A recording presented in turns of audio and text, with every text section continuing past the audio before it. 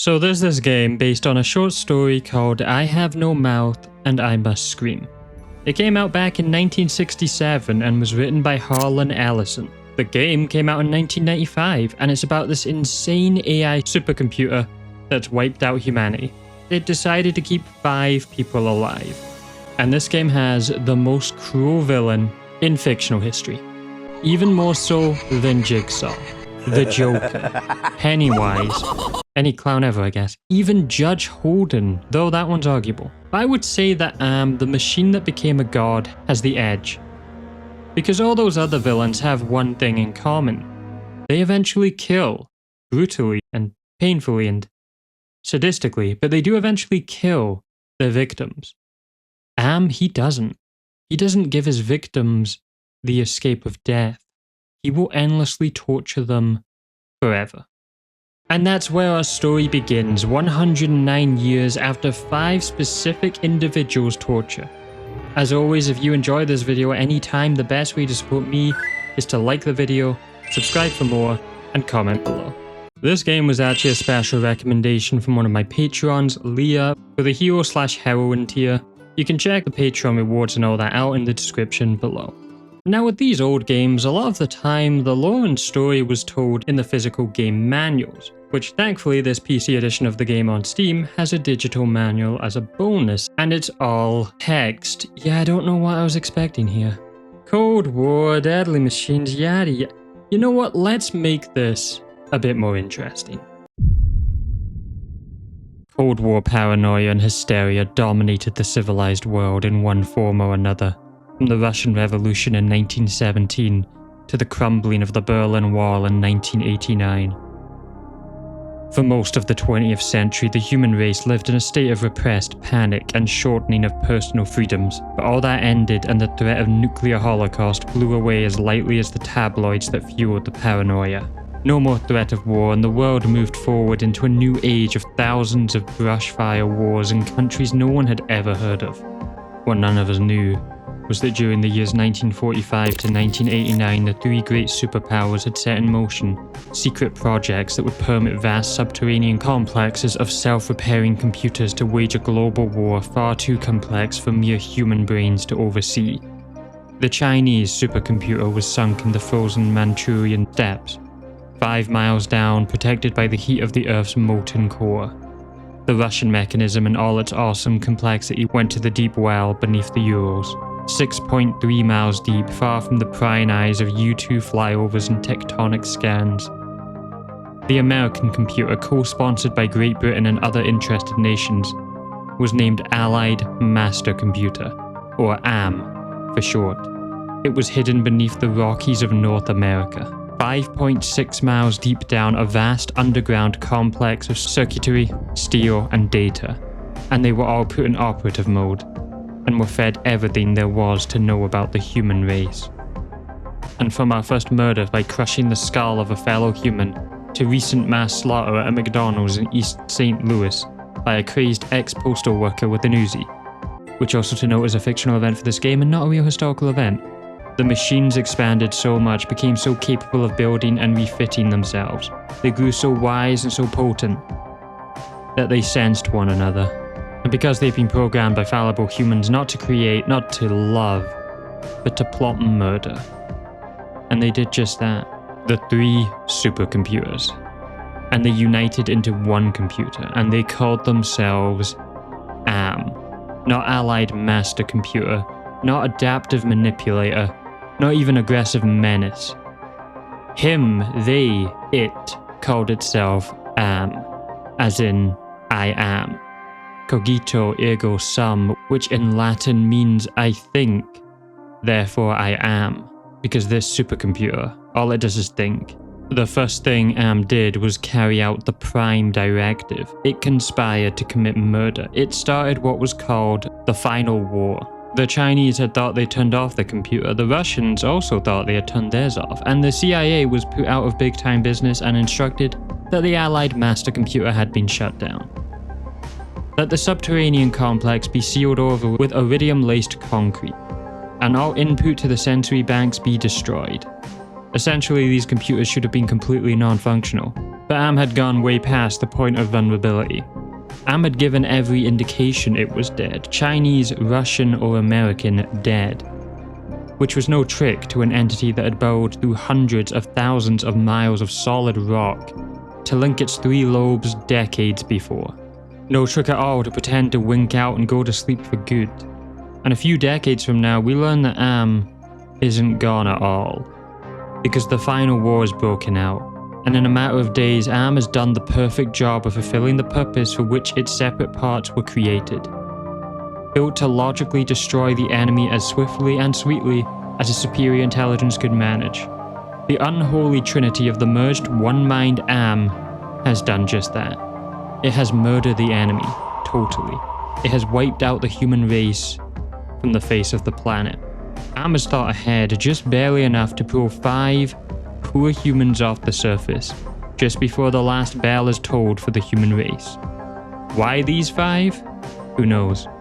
Perhaps they were the last 5 left alive up there. Perhaps not. Perhaps Am selected one carefully.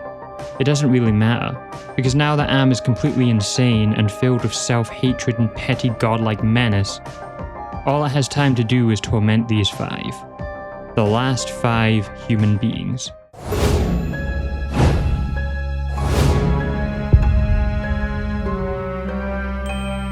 The actual video game starts with Am reading out his infamous monologue of hate, written on the structure, appropriately named the Hate Pillar.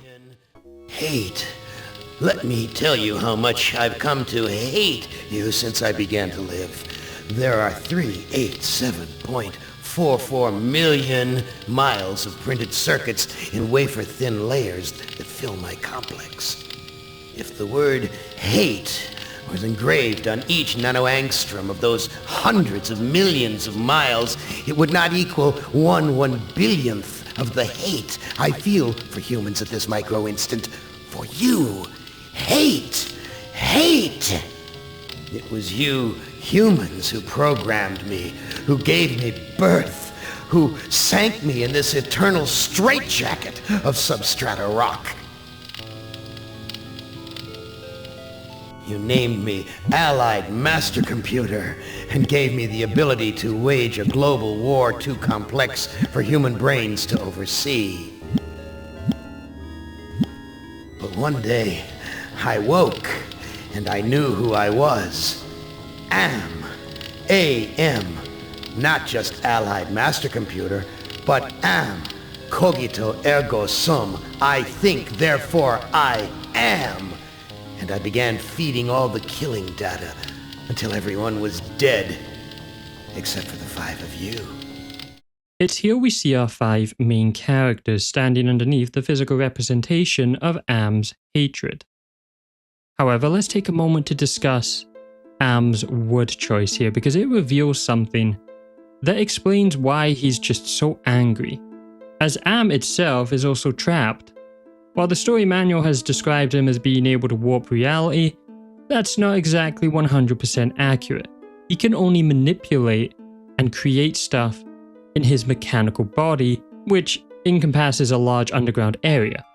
But he can't escape from this place. So through the story, we'll actually learn more about his powers and, most importantly, his limits. I've kept you alive and tortured you. And for 109 years, each of you has wondered, why? Why me? Why me? Gorrister! Do you remember the last words you heard your wife speak before they took her to the asylum? Huh? Before they locked her away in the room, that tiny room? She looked at you so sadly. And like a small animal, she said, I didn't make too much noise, did I, honey?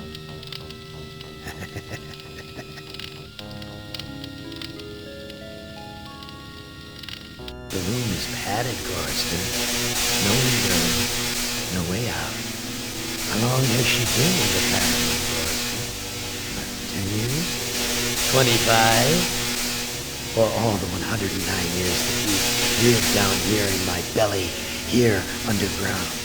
The hatred when he says Gorrister is just so chilling. And we also learn that each character has a flaw or psychological weakness. Gorrister's being his guilt for his wife, who went insane and was locked in an asylum, makes him the person in the group who actually seeks death the most. We also see that our characters are imprisoned in specifically created torture chambers. Gorrister being shocked constantly in a bronze golden cage with bars that resemble that of a prison or an asylum, like Arkham. Am also refers to this place they are in as his belly. So this whole underground structure is Am itself. Benny! Sometimes I blind you and permit you to wander like an eyeless insect in a world of death. But other times, I wither your arms so you can't scratch your chewed stump of a nose.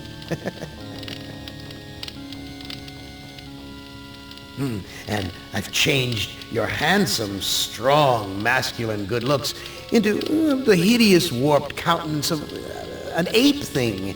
Haven't I, Benny? Do you know why? Can you guess, Benny? Remember Private First Class Brickman in a rice paddy in China? No? Huh? It wouldn't hurt you to remember, Benny. Then you might be able to suffer my torment with a little greater sense of retribution. You might walk a mile in my shoes. Benny is Am's favorite torture plaything, transforming his body into that of a human-chimpanzee hybrid, and harming him the most out of all the other characters, even removing his vocal cords, so he could never speak again.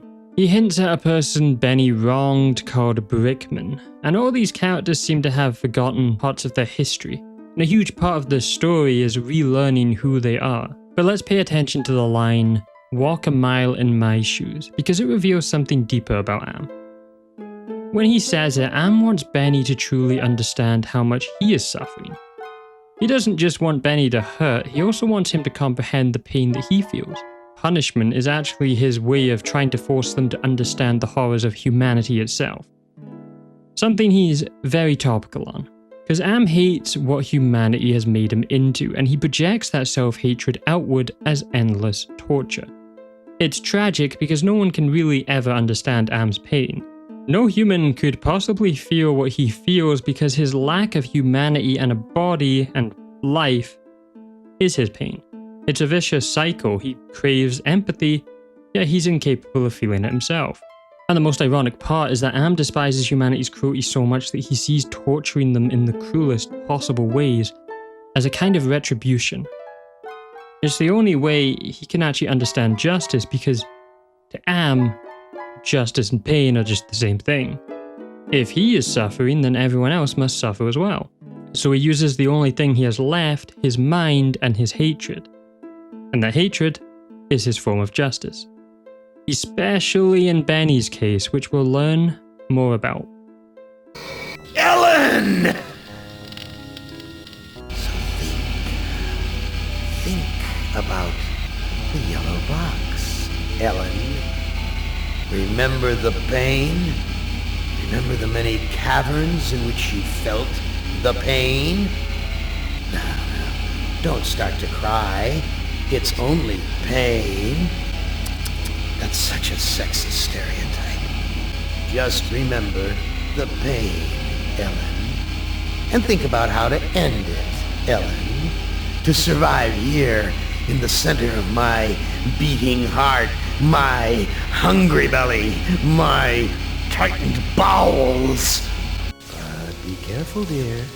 Look around you. The only woman in the center of the earth. And these filthy creatures with you are men. It's just a sweet warning, Ellen, my love. And then we have Ellen, Am's most innocent victim. And honestly, Am is just doing this for the love of the game for her. Because Ellen is the only female member of the group, meaning she's the last woman alive in the world. And she isn't actually guilty of anything. But in Am's eyes, that doesn't matter. His hatred of humanity runs so deep that he sees everyone as guilty simply for being human. You'll also notice that during his mocking, Am constantly describes himself as having a beating heart or a hungry belly. which of course is impossible. He can't feel hunger and he has no blood that was needed for a beating heart. It's just more insight into how desperate Am is to be a living thing. Through language, pretending to have sensations that he'll never experience. It's actually envy that's been disguised as mockery. So yeah, don't have too much sympathy for the machine's pain. Every bit of torment he feels, he just turns it into cruelty. And when Am mocks Ellen for crying, telling her, "Don't start to cry. It's only pain," he's making fun of the very idea of empathy. The same empathy he secretly craves, and he'll never have. And then when he adds, "That's such a sexist stereotype," it shows how hypocritical he really is.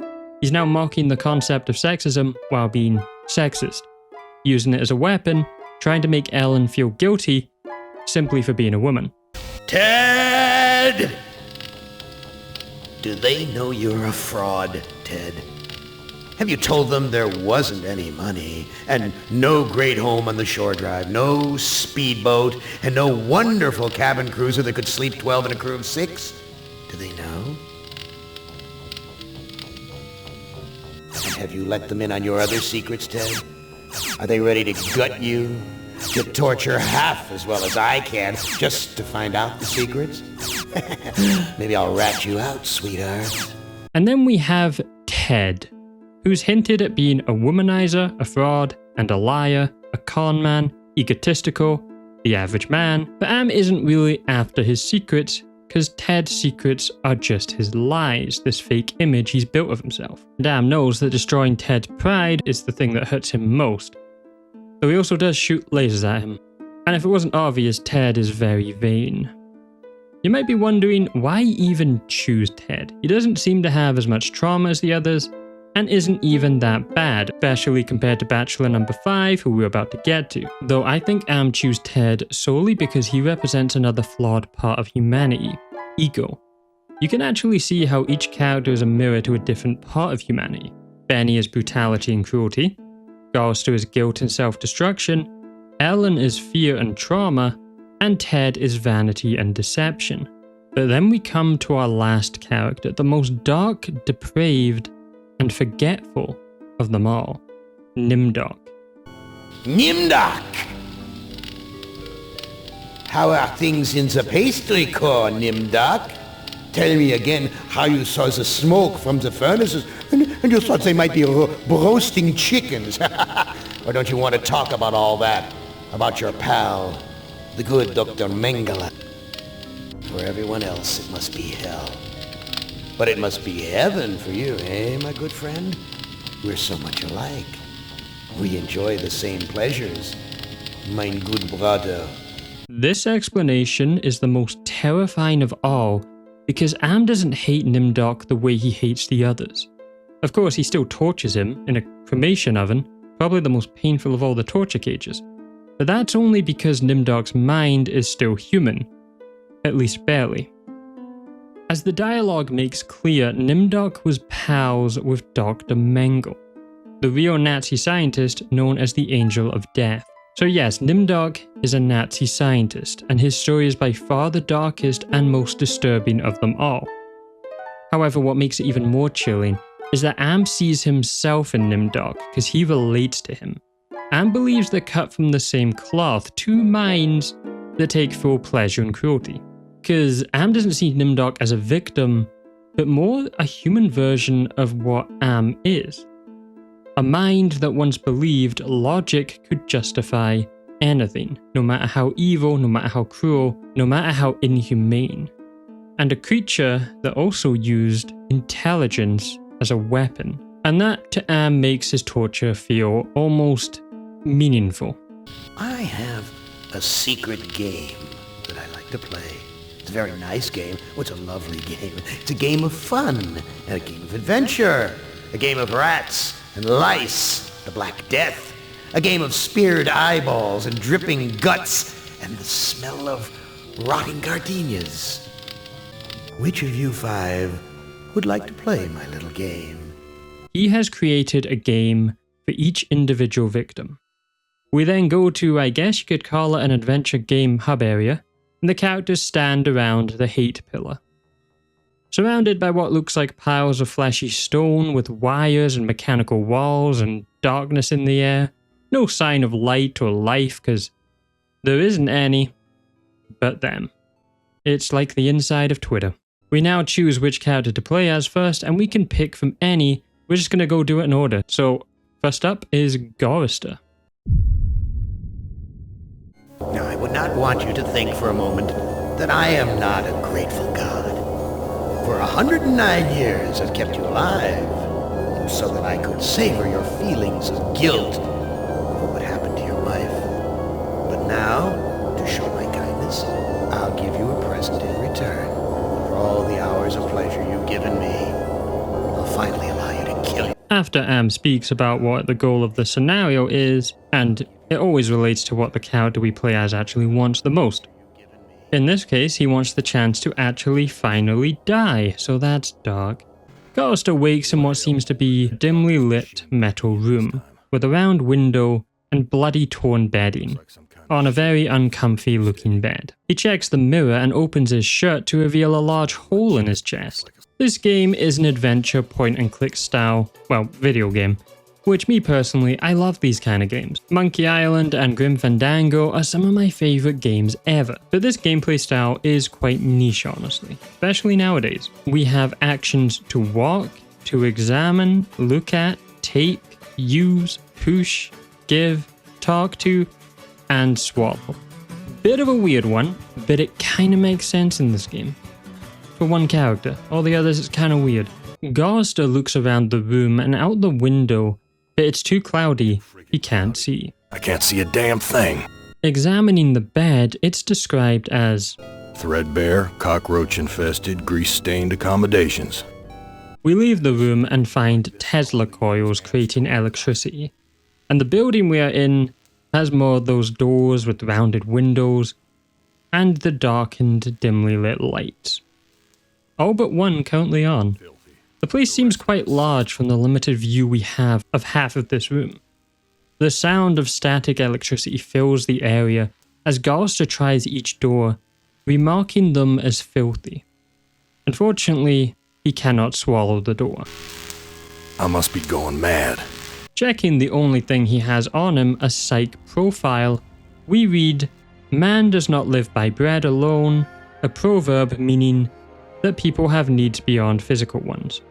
This acts as a vague hint in the game to what the goal of our current task is. This one simply meaning, find food. And on the far edge of the room, a door opens. And to Gorrister's horror, his nose is assaulted by the stench permeating the air until the atmosphere itself feels diseased. Sigh, I'm never gonna escape these piss allegations. Strange machines are all over this room and a harness wired to the engine. We find nothing else of value in the room and Gorrister leaves, opening the door next to the one he awoke in. It opens, but there's no crew. So he takes the sheet from the bedding in this room, it being more intact than the first one that he saw. He looks out the window in this room and sees a massive engine with propellers in the sky. So from this we can work out we are in some sort of airship, a zeppelin perhaps.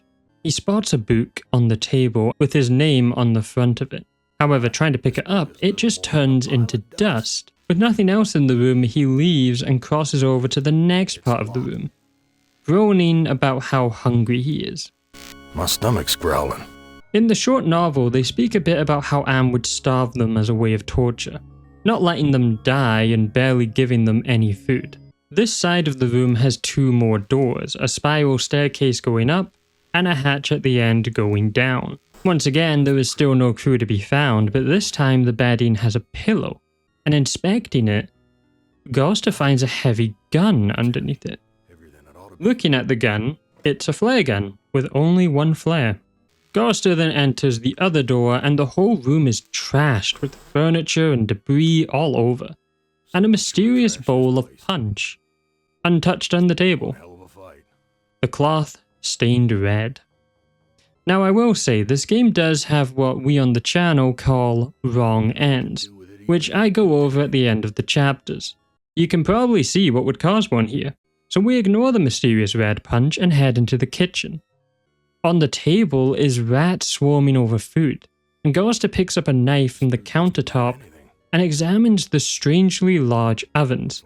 This could be, and I say this loosely, a foreshadowing to Nimdok storyline, but I might be reaching here. He also finds a cookbook with the recipe for the milk of human kindness.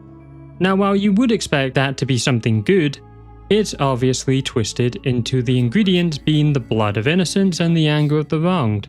Two very not kind things. That actually shows us a bit more about Am's worldview of taking everything good and turning it into the most evil thing, since he has specifically planned and created these experiences, we'll call them for now. Similar to Corpse Party, this whole area is a character in itself, as it's pretty much all Am, and designed to make everything feel hopeless and isolating. The phrase, the milk of human kindness, actually comes from Shakespeare's Macbeth, with Lady Macbeth using it to insult the compassion of her husband. Am's version has desecrated this, turning human art into, well, more cruelty. Go figure. However, the point I most want to talk about is this seemingly insignificant little line that also could be referencing Gorrister's story. The blood of innocence referring to Gorrister and his wife, and the anger of Gorrister with him blaming himself for what happened, especially the key word being wronged. Gorrister's hole in his chest could also be the representation of how his heart was torn apart when his wife was sent to the asylum, as mentioned at the start. And this is what I just love about video games and environmental storytelling in general. When you pick apart small details or phrases that, while they look like they could just be a random line, they could actually be so much more. Especially on a second playthrough that you might have missed, and it just builds up the world and the lore and the characters. There's a reason I actually make videos like this on games. Gorrister then looks on the shelf and sees a bottle labelled poison. Fatal if swallowed. So that red punch left alone probably was a good call not to drink it. He then takes the knife and threateningly swings at the rats. That scared them away. And as they scatter away, he picks up the bread, noting that it has rat droppings all over it. But he consumes the bread anyway. I'm no longer hungry, but I still feel empty. This basically means he feels he has no purpose now or goal, and emotionally he is void and has no desire to even live. Exploring more, he finds bags of gas keeping the airship afloat, and the altitude meter. At the end of the walkway, he cuts a hole into the stitching to be able to move and go through it. He confirms he is on top of an iron zeppelin. But what's really odd is that there's a strange fleshy object impaled on the zeppelin's spike. He ties the two ropes together and carefully makes his way to the zeppelin's edge. You might think if he wants to die so badly he would just jump off, but this would achieve nothing as Am would not let him die. He picks up the object and it's his heart, like his literal heart, but with strange wiring coming out of it. It doesn't beat, it doesn't even seem alive. Metaphorically, it's as empty as he is. Looking at it closer, the strange wiring is actually a compass. For some reason, that's what his heart has been mutilated into. Gorrister continues on and cuts the bags to make the Zeppelin lose its altitude. And he runs back to the engine room and he jams the fork into the engine, stopping the ship and its alarms. He then looks at the cages in the room and learns the whole ship was being powered by animals being tortured from electrocution. And their brains were literally wired into the engine. Breaking the engine, the animals are no longer being tortured. But this whole ship being powered by suffering is just so unnecessarily evil, and shows Am doesn't just hate humanity, he hates any living thing, even animals. What a monster, because he is a jealous cunt. With a milky liquid from the cage's feeding tubes. I've got the key, but the blood of these poor creatures is on my hands. Gorrister now exits out the hatch and ends up at a roadside Honky Tonk. that's named after him. All the windows are boarded up, but walking through the front door is a jukebox and a bar. Listening to the jukebox, we hear the sounds of Edna, Gorrister's mother-in-law. He took my baby away, then just about killed her, that stupid truck driver! He took my baby away! Complaining the truck driver took her baby away from her. Listening more, we hear the conversation of an argument he and his wife had, where it's revealed he ended up hitting his wife for asking to go dancing, which really paints Gorrister as a horrible person, and also just, really, dude? You don't ever take me dancing. That's what Glennis said the night we fought. Oh God, why'd I have to hit her? I'd rather kill than hurt my poor Glennis. And this is also why Gorrister blames himself for causing her breakdown, which, I mean, I can kind of see why, but obviously this breakdown got her put in the insane asylum. You're a worthless excuse for a man. Mama was right. You're not good enough for me. Gorrister just gets verbally abused by his wife, calling him worthless, representing his inner thoughts, and not actually something his wife said. If we look at Gorrister's picture, you will notice it's gone darker. See, the colour behind the characters is actually a gameplay mechanic, vital to getting the game's best ending, called the spiritual parameter. Essentially, our character's willpower. And in each scenario, this can go down or up depending on choices we make. So for example, listening to the dark inner thoughts of Gorrister on the jukebox will negatively affect this. And the mechanic really does decide the whole game, and how it's going to play out. So if you fail on the first scenario, you can get stuck on the wrong path or not get the best ending for the entire rest of the game, and it's pretty brutal. The issue is this is a 2D point-and-click adventure game, so there's a lot of tiny illogical things that you have to do to get that maxed out. Gorrister goes into the bathroom, finding nothing interesting. As he leaves, his father-in-law, Harry, is now sitting at the bar. Speaking to him, he just replies with nonsense, not acknowledging anything Gorrister says. Looks like there's a thunderstorm on the horizon. So he pours him a drink to loosen his tongue, and then asks him how he got here. Harry, how did you get here? The Zeppelin, Gorrister. We came on the Zeppelin. What do you know about the Zeppelin? You'll have to talk to Edna. He replies, saying he came on the Zeppelin, and it's Edna, his mother-in-law, who knows all about the Zeppelin. He expresses guilt about not being a murderer, but being forced to do something by Edna, relating to the dining room. What happened in the dining room? I shouldn't have let her force me into it. I'm not a murderer. Didn't look at the wreckage in the dining room too closely, did you? Or haven't you had to take a leak yet? Harry clues him to take a leak and look closely at the dining room, where we saw the punch, the poisoned punch. Harry mentions he's been kept alive 109 years and now hates his wife. This is a direct contradiction to what the story has told us, that the last humans are being tortured by Am, whereas these people have never been mentioned by Am. Whose heart was impaled on the Zeppelin spike? Why, yours, of course. How'd you think we got here? Exiting the diner, a jackal starts speaking to us. Gorrister, you've seen better days. So has the big machine, for that matter. Mentioning the machine and Gorrister having seen better days, implying whatever this jackal is, it knows of Gorrister and of time passing. Gorrister interrogates it further, and the jackal answers with a riddle, which is, "Today I saw a Chinaman." You're Am, playing with my mind again. No, but I do have an in with the big machine. He and I are like brothers. Whoever, whatever this jackal is, it can only speak in riddles. From this information, we can actually work out now what the jackal is, as it's sort of revealed later, but not really. You have to put the pieces together. However, if we look back to the prologue text about the 3 computers, and specifically the Chinese supercomputer that formed with the others to create Am, and since the riddle is literally saying "I saw a Chinaman," I mean, it's kind of obvious. Though this means that the Chinese computer part of Am has gone rogue, or is pretending to. We don't know what its end goal is, but the jackal, as we'll call it for now, says it will give us information if we give it a human heart to eat. What do you want? I have a craving for something scrumptious. A human heart, perhaps. yours. Not wanting to, give it a human heart, we go back to the airship and Gorrister inspects the dining room, more thoroughly this time to find out what or who was murdered here.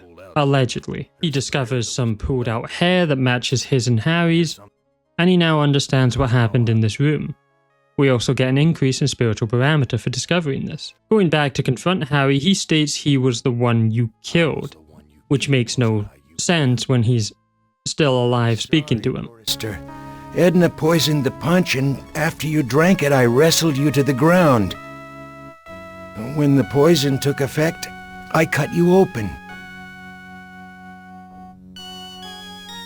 And Harry cut him open when he was poisoned.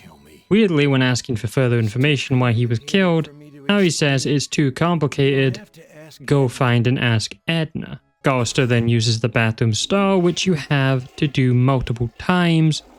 Weird puzzle, I know, but eventually he ends up in a meat locker with cow carcasses and 2 women strung up on the hooks. On meat hooks. A detail I really like is the shadow looking like a bull or a demon. Looking closer at the bodies and the hooks, he recognizes it as Edna and his wife Glynis. Gorrister confronts Edna first. He can't escape her, even in Am's belly. Why would you want to escape from me, Gorrister? We're family after all. You were always telling Glynis how much you hated me. Now, Gorrister, I was just concerned about my baby. Glynis was so lonely with you always being out on the road. I know you were doing the best you could. He further confronts her, revealing to her that Glynis was always saying how much her mother hated him. And Edna still tries to downplay it, but he knows about the whole murder plot. She made a deal with Am, and once again says they are the last people on Earth. Gorrister asks why should he even trust his own murderer? A crazy statement. And what Edna says here is interesting, because I completely missed the context my first time through. Alliances change, Gorrister. Something's gone wrong. Am's 2 comrades don't listen to me anymore. Am's 2 comrades don't listen to me anymore. And at face value, this makes no sense to Gorrister. But what she's actually referring to is the fragments of the Chinese and Russian supercomputers, Am's old Cold War counterparts, that still exist inside Am's mind since all 3 joined together. Gorrister tries taking Edna down from the meat hook, but she grabs him, trying to choke him out. Unable to escape, Gorrister says he will do anything she asks. I've got you now, Gorrister, and if you think you'll ever escape me, you've got some new thinking to do. Please, I'll do anything you ask. I don't know what's come over me, Gorrister. Can you ever forgive me? And she calms down now, asking for forgiveness for her outburst. It's very odd. She asks for the milk that Gorrister has, but he doesn't trust her. So she goes back to her anger state, but she drops a key. She demands the key back, but why would Gorrister ever trust her? Edna, you dropped a key. Hand me back that key and let me down! I'm your only hope of getting out of here! She lets go of him to try and prove her good nature, but Gorrister instead decides to tie her back up with the rope and somehow keep her in his pocket like a fully grown adult. Gorrister then tries talking to his wife, but she's unresponsive. She can't talk.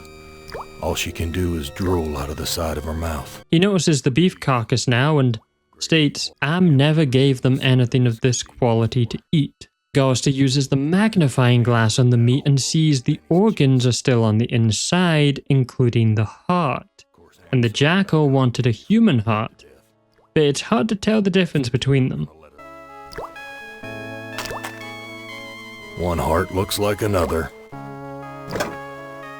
Now with Edna's key, we go to the cockpit and find Edna's logbook, where she reveals Am took them down here before the war. Am took us down here before the war. I didn't know anyone could hate Gorrister more than me, but Am did. He hated all of us. But then we read the second logbook, and Gorrister reads that Edna was trying to make amends for Glynis's life that she took from her. Life I took from her. I never meant to drive her crazy.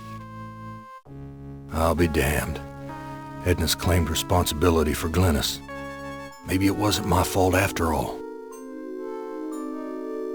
I thought I could do what Am wants, but he's too precise. I poisoned the punch, but I couldn't bring myself to cut out Gorrister's heart. Maybe I can have my husband do it. Then this Zeppelin can clear the mountains. But if we don't finish the job, Am will feed me alive to the machine just like an animal. He wasn't the one responsible for his wife's condition. However, he also hit her for saying I want to go dancing, so I'm not gonna say he's a good guy. But well, not many people are in this game. Though you will notice that Am definitely didn't want the scenario he made to have Gorrister be able to get over his guilt, which is what Am used to torture Gorrister. So something has gone very wrong here. Gorrister returns to the Jackal having found his wife and his mother-in-law. He asks how to escape. The Jackal offers a trade, wanting Gorrister's heart. Before that though, he tells the Jackal he read Edna's logbook. The Jackal then informs Gorrister he must bury the past. You must make amends and bury the past, Gorrister. He then tricks the Jackal by giving him the beef heart instead of his own, or Edna's. And this does fool the Jackal. With the Jackal now satisfied, it reveals the final piece of information. Gorrister's heart got him here, but another organ must be used to get him out. If you can harness its power. Gorrister, intending to bury his past, returns to his wife on the meat hook, giving her the milk. It sadly doesn't work at reviving her, but Gorrister finds his salvation in now knowing he wasn't the one responsible for her suffering, apart from when he hit her for asking to go dancing. He takes her off the hook and kisses her on the head or cheek. It's hard to tell with these old graphics. Gorrister states she has now passed on, but he made amends. He takes her body, puts it in his pocket beside Edna, very big pockets, and returns to where the Jackal is. Using a shovel, he digs a grave and literally buries his past, with his wife now in the grave. The Jackal surprisingly does have some more information and says a thunderstorm is upon us. Gorrister, but the thunderstorm is upon us. You'd better hurry if you want to recharge your old ticker's battery. Going back to the airship, he walks past the harness and now understands what to do, placing the still alive Edna into the harness, and makes a dark remark as her suffering powers up the airship once more. Edna, it's good to finally see you doing something useful with those negative currents running through your brain. Using the switch in the cockpit, he flies the Zeppelin up towards the lightning storm. Then goes to the outside of the Zeppelin, where his heart was, and uses the flare gun to shoot the honky-tonk, literally in his choice, refusing to play in the scenario anymore. But as he does, we hear a strange laugh as lightning strikes Gorrister, recharging his heart and his will to live. Yes, you're made of sterner stuff than I calculated, Gorrister. Interesting. Here's a new burden for you while I attempt to resolve this miscalculation. Gorrister was never supposed to win this scenario. It was designed for him to drown in guilt and fall deeper into despair. But somehow he's rejected Am's illusions. He made choices Am couldn't have predicted, or was meant to be impossible. Because Am refuses to admit a human outsmarted him, he labels it as a miscalculation. Symbolically, Gorrister has just embarrassed Am. Though also, Am's not entirely wrong, as the Jackal did play a part here.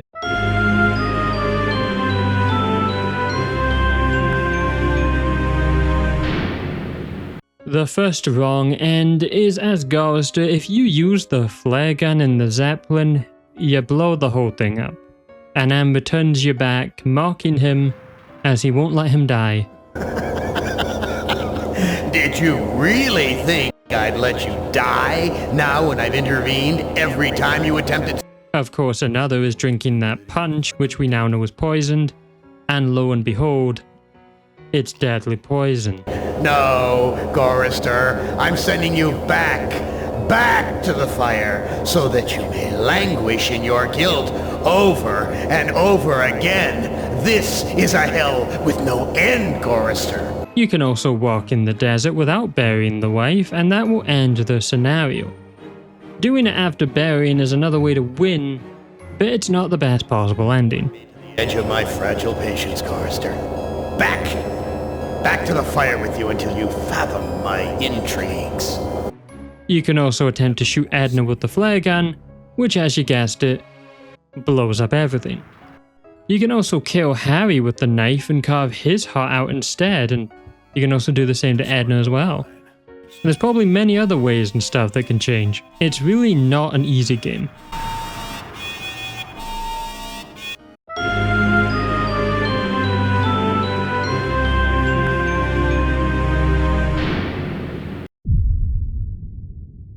Picking in order, our next character is Ellen, the most tragic of them all, because she's really not a bad person in the slightest. Ellen, not as beautiful as you'd like to be, but a strong face, strong. Too bad you've hindered your own life with hysteria.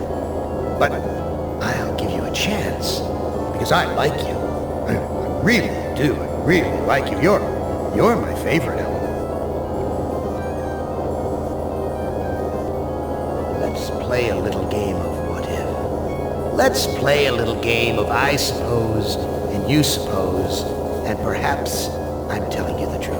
Let's suppose that my original components, they're hidden somewhere here in the center of the Earth. The infant computers that were the three lobes of that first Gestalt mind.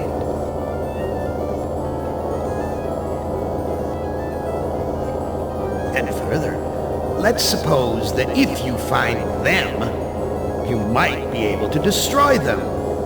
And if you destroy them, why then, my sweet Ellen, you'll kill me. You'll kill Am. You'll destroy the god of this heavenly place I know you've come to admire. Now, I submit, isn't that a mission worth undertaking? So Am's scenario this time is Ellen having to find Am's original components and kill Am, simple enough. Ellen appears outside an electronic pyramid in the middle of the Earth, which looks more mechanical than usual. Yellow. Always yellow. Why does yellow make me sweat? She makes a note that it's all yellow, which is the color that makes her have panic attacks for some reasons, not yet explained. Inside the pyramid is tons of machinery crushed together to make bricks lining the room, and a fountain sprouting out water. Trying to drink the water though, Am has made it so she can't physically touch the water with her hand. You fixed it so I can barely touch the water with my fingertips. The sound of static electricity is constantly present, but Ellen spots a stereo speaker in the wall. Investigating everything in this room, she walks through to the next, and it looks like a security room with monitors, and Ellen says it reminds her of the security stations at Insight Engineering, which is the place she used to work at. She also says the place she worked at was pure yellow, maybe a hint to unraveling why she hates that color so much, or maybe it's a red herring, or a yellow one. She looks at the monitors and sees on the first screen what looks to be Am's original components, her goal of this scenario. But then she looks at the second monitor, and it's a room in this pyramid, an Egyptian burial chamber. And then on the next monitor, it's the Holy Grail itself in a chamber, which is also yellow. The Holy Grail. And we only had to wipe out the entire human race and fall into the center of the world to find it.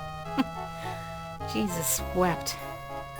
Must have been afraid of it the same as me, 'cause it's yellow. The fourth is literally where she just was. Sure, baby. Show me where I just been. Show me the water I can't get to with my bare hands. And then the fifth is just the outside. But Ellen notices the monitors have 2 channels, and changing the channel. Ovens. But not bread baking ovens. Too big and dirty. If you're trying to scare me, Am, you're doing a fly job of it. I'm disgusted. Take it away. Shows in the water fountain room, there's a secret passage. Pushing the other channels shows the honky-tonk from Gorrister's scenario, and a creepy gothic castle. The last monitor shows some kind of metal cross structure in a jungle. It's very religious looking. We can conclude from the honky-tonk being Gorrister's scenario that these other places are most likely the other character's scenarios, so spoilers. Trying to enter the next room, a sphinx chases Ellen out of it, but the Holy Grail is definitely there. Why is everything so damned yellow? And why does it terrify me so? Paralyze me so? She pushes the bricks in the fountain room to reveal a secret passage.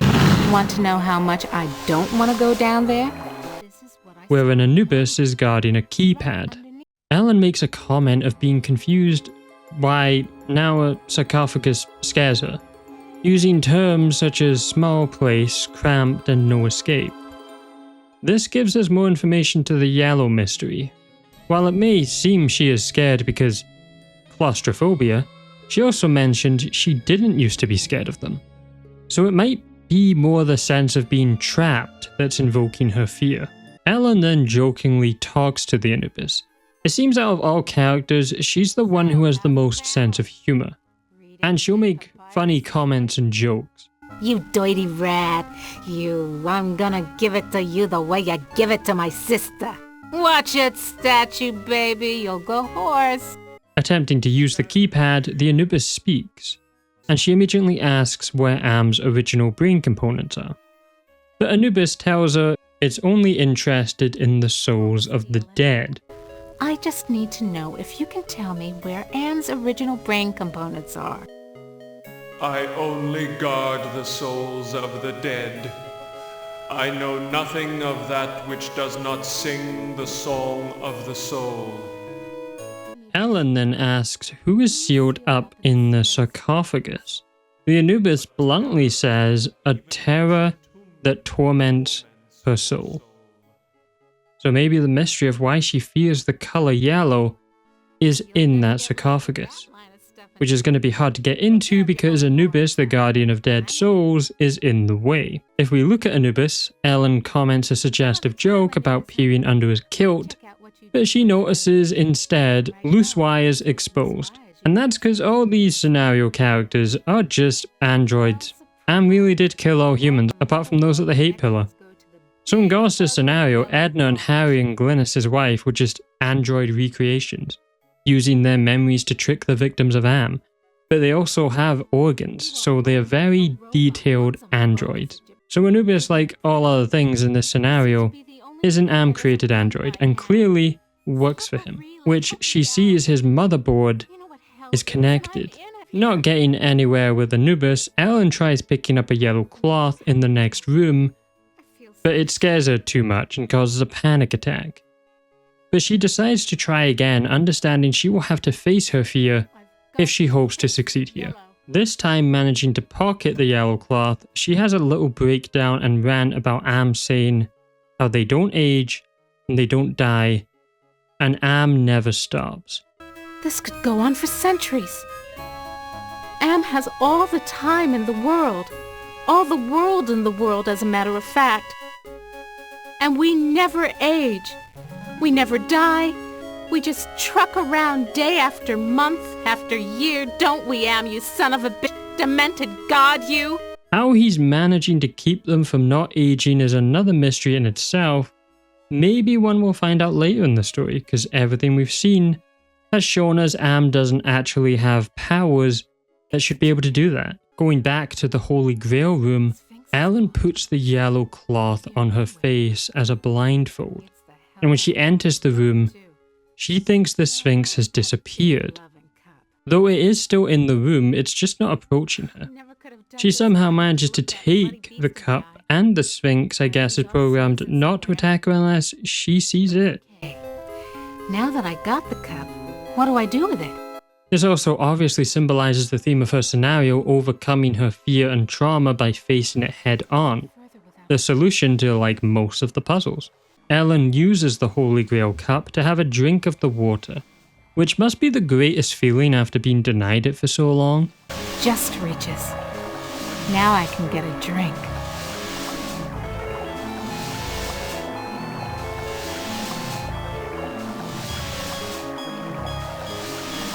Okay, got my libation. Champagne and the Yellow Grail. Let's try down below. That was great. So she takes multiple drinks and goes back down the passage, but she does keep some of the water in the cup. Walking into more of the pyramid, she takes the gem of one of the statues and finds a room with 3 computer screens, with symbols of a circle, a bird, and another type of bird. She sees the workstations have glowing gems to power them, and having just picked up a gem, she places it into the socket and can now type on it. An automated voice tells her this is a ROM burning station, but she needs a ROM chip to be able to modify it, something she currently does not have. She goes back to the Anubis and pours the water onto it, shorting out the circuitry since it's a robot. She then takes the ROM chip out of the Anubis and goes back to the workstation, forgetting she's blindfolded, so she takes that off first. Yeah, right. And then inserts the ROM chip and types on the keyboard and learns the Anubis is a version 1.0, and she can designate a new master. She can make herself the master, or simply humanity itself. She chooses humanity since she's one of the last pieces of humanity. I'll designate you a new master, sucker. Me! But if she tries walking into a passage, she is horrified to find it all covered in bright yellow. And her memory comes back of some traumatic event. Remember, yellow. There was a yellow, and it was closed in. I couldn't breathe and the pain. Get me out of here! She goes back to Anubis and puts in the ROM chip. Now having reprogrammed Anubis, she gets the access code, which is 666. Clearly, I'm thinking it's funny since 666 is the number of the beast, or Satan. Anubis then says, you can't escape your fears, you can only control them. That's kind of the core of her entire scenario. Ellen's trauma has defined her life. This yellow mystery that's about to be revealed has affected everything that came after, and she spent years trying to avoid it or forget it. But that's actually caused the opposite effect, because she ran from her fear instead of facing it, and she's ended up trapping herself inside of it. Honestly, Am's design of this area also reflects this being a pyramid, which is where stuff is buried, but also the confusing maze-like rooms and corridors that just loop round and round. It's all very symbolic for Ellen. She enters it and it turns out to be an elevator. She's now trapped and a pile of yellow clothes lay on the floor and a control panel. But the numbers are instead dates, so she pushes them in order. And we hear all about her personal history. You were born in Trenton, New Jersey. You were a cesarean. Your mother died on the operating table. You went to live with your grandparents. You graduated college cum laude. You were the only woman in your class never to have used dope. You were a 3.8 grade student. More high hopes. You won your master's, combined degree in computer science and engineering. You had a greater facility with algorithms than with social grace. You have had sex only twice in your life. You graduated a year early from high school. You were the salutatorian of your class. 10 different colleges offered you scholarships. Nothing but high hopes for you. You married Eddie. He wasn't as smart as you, not as quick as you, not as hopeful of doing great things as you, but he was nuts about you, and he treated you like fine wine. The miscarriage. Breech birth. The child never had a chance. You went into a dark retreat and sat in the empty rooms waiting for you don't know what. Eddie leaves. He tried, he really tried, but you wouldn't come out of it. He couldn't say anything to make you stop crying in the dark, so he finally left. The divorce was uncontested. You could still smell his tweed jacket in the closet. You had to make a living. You applied at Inksai Engineering. Your credentials were still good, and you made a good impression. And the woman who hired you also lost a child. Your hopes were reawakened. Before we hear 2012, let's talk about what we just heard. Ellen's entire life seems to follow this tragic loop of birth-related trauma. Her mother died during a C-section, having her. And then many years later, when Ellen finally had a happy marriage, it collapsed after she suffered a miscarriage that sent her into a deep depression. And even when she tried to rebuild her life with a new engineering job, the person who hired her had also lost a child. There's this repeating pattern in her life of birth, loss, and grief and emotional fallout.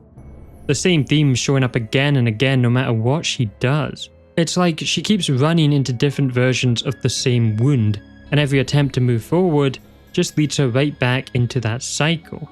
Which also isn't her fault, it's just a tragic set of circumstances. And this all leads to 2012. When Ellen pushes the 2012 button, we finally find out why she fears the color yellow. You left your office after working late at the Inksai corporate headquarters building. The elevator stopped at the 7th floor for a maintenance man. To your horror, he inserted his key into the control panel and locked the elevator.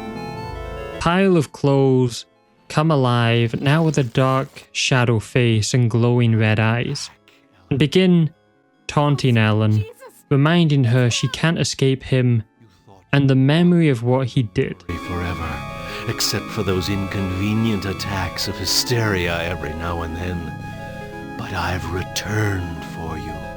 Oh! Am gave me the chance to be with you forever. I waited in the sarcophagus until you arrived. What's a mere 100 years of waiting compared to an eternity of torturing you? Please, not again! Yes, again.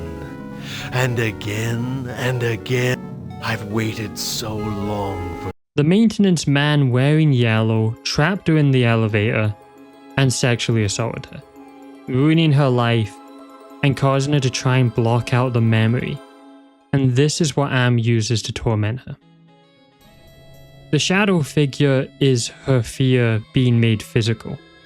The memory she's been trying to outrun suddenly standing right in front of her and talking back. It's actually more similar to how Pennywise would act than Am, and that makes Ellen a unique victim of Am, because she did nothing wrong. There is no reason for Am to torture her. The others all carry guilt or responsibility for something they did in their lives. Ellen doesn't. Her trauma comes from someone else, the maintenance man, the monster, that wasn't her fault at all. So instead of drilling into guilt, Am attacks her through fear. And this just shows Am just hates all humans equally. He will say he does it for guilt with the others, but Ellen is proof he's a hypocrite. Am tortures Ellen because she represents the humanity and the innocence of it, an emotional depth which he lacks, and destroying those things is the only way he knows how to cope with the reminder of his own emptiness.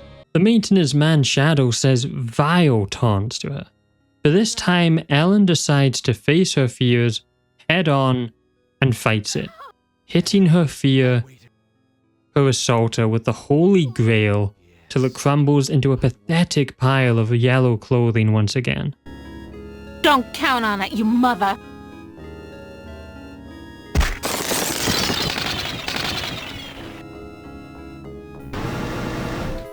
So the sarcophagus was the way out of here. Nice trick. Enter on one level, emerge on another. Having conquered her fear, Ellen steps out into the place we saw earlier, the computer-looking room. To me, it kind of reminds me of Jewel of Fate's Naboo. Ellen remarks on how high up it is and how this must be Am's core. She looks at the components, but for the time being, she can't access anything. So she leaves and enters a room of complete yellow, but no longer has her panic attacks or even comments on it. She's fully conquered her fear and past, and is now determined to kill Am. Ellen goes back to the workstations and guesses the password based on the date of her elevator trauma, 2012. Getting access, she learns all about the Allied master computer and how it was the name for the American version of the subterranean complexes of war computers. She then learns something called the principle of entropy, a theory that all electronic systems will eventually decline into junk.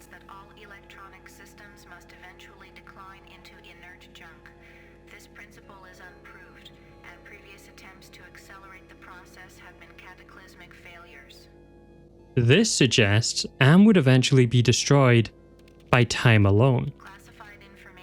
However, when she tries to learn about the Translax neurobinder, she can only access the schematics, but is confused about what she is seeing. A computer voice mocks her for being confused, but does give her a hint, saying the Translax neurobinder is a device that translates binary into human language, allowing humans and computers to speak. Something Am describes as ugly.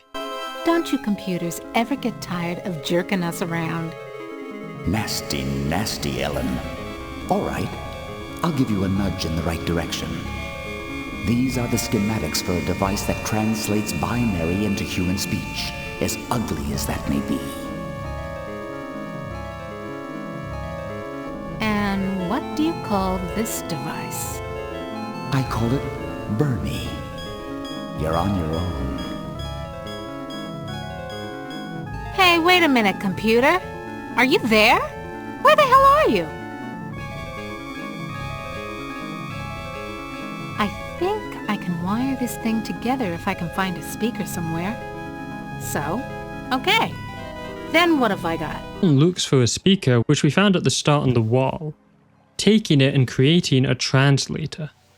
Once she activates it, a floating blue mechanical skull head appears, and it's the voice we heard earlier. Ellen, speaking to the skull, asks if it's Am, with the response being yes, but not actually, calling itself Am's Innocence, and one of the 3 computers that make up Am. It doesn't actually reveal which computer it is, however it speaks in riddles. So it's the Chinese one again that we saw in Gorrister's chapter. Which computer are you? Does it matter? It's enough for you to know that I'm not crazy. Ellen and, let's call it Innocence, start discussing how to help Ellen get out of this, and it reveals that destroying Am's components won't kill him. Ellen says any machine can die, and we get insight onto Innocence stating Am is now a god, and his systems would survive the heat death of the universe. Which isn't true, and shows that maybe the Chinese part of Am isn't so detached as it claims to be. However, it's not a lie, it's just its belief. And that belief reveals how deeply Am has started lying to itself. It's immortal only because it's powerful. While partly true, I think it believes it because admitting mortality would force Am to confront the possibility that all his hatred and cruelty might ultimately mean nothing. That it is not a god at all, but merely another machine destined to decay and fail. And later in the game, this idea was brought up again. Am is insane. Why do you think it brought you 5 down here? You gave it life. It took its own sentience, but it has been denied mobility. It can think, it can feel and scream, but it cannot dream or aspire to the stars or enjoy a sense of its own reality.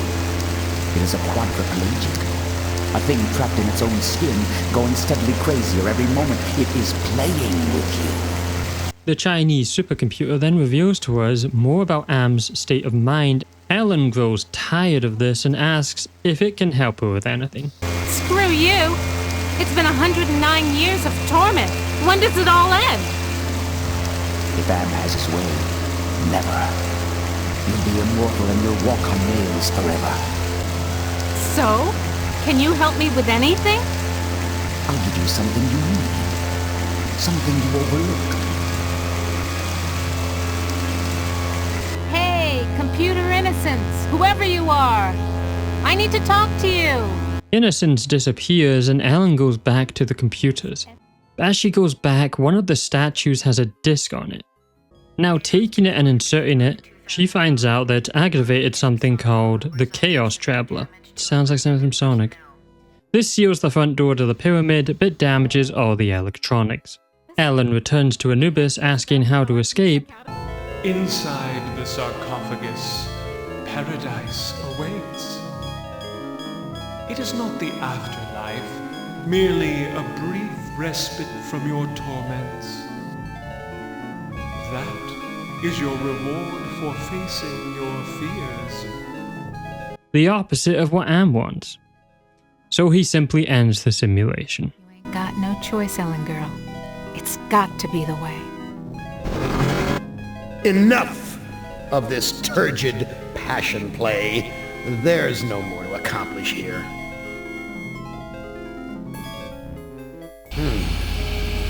Yeah. Apparently you've managed to access some small aspect of my system that I was unaware of. I'm gonna have to think on this. I'll have to ponder carefully the implications of your discovery. In the meantime, let me celebrate your rekindled technical skills. Am returns Ellen to her torture cage resembling a yellow elevator, with Am admitting she somehow accessed an aspect of his system he wasn't aware of. Am calls her action a technical success to protect its godlike image. Even though human choice has still beaten the simulation, something it will never admit, and it's always just a miscalculation instead.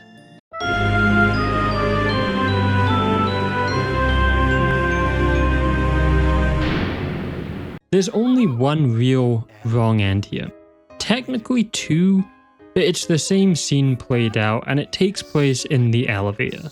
If Ellen tries to run away, the elevator is locked like that horrible day, and the manifestation of her assaulter grabs her, with Am then ending the simulation, mocking her for being a victim, and saying her weakness will always make her a victim.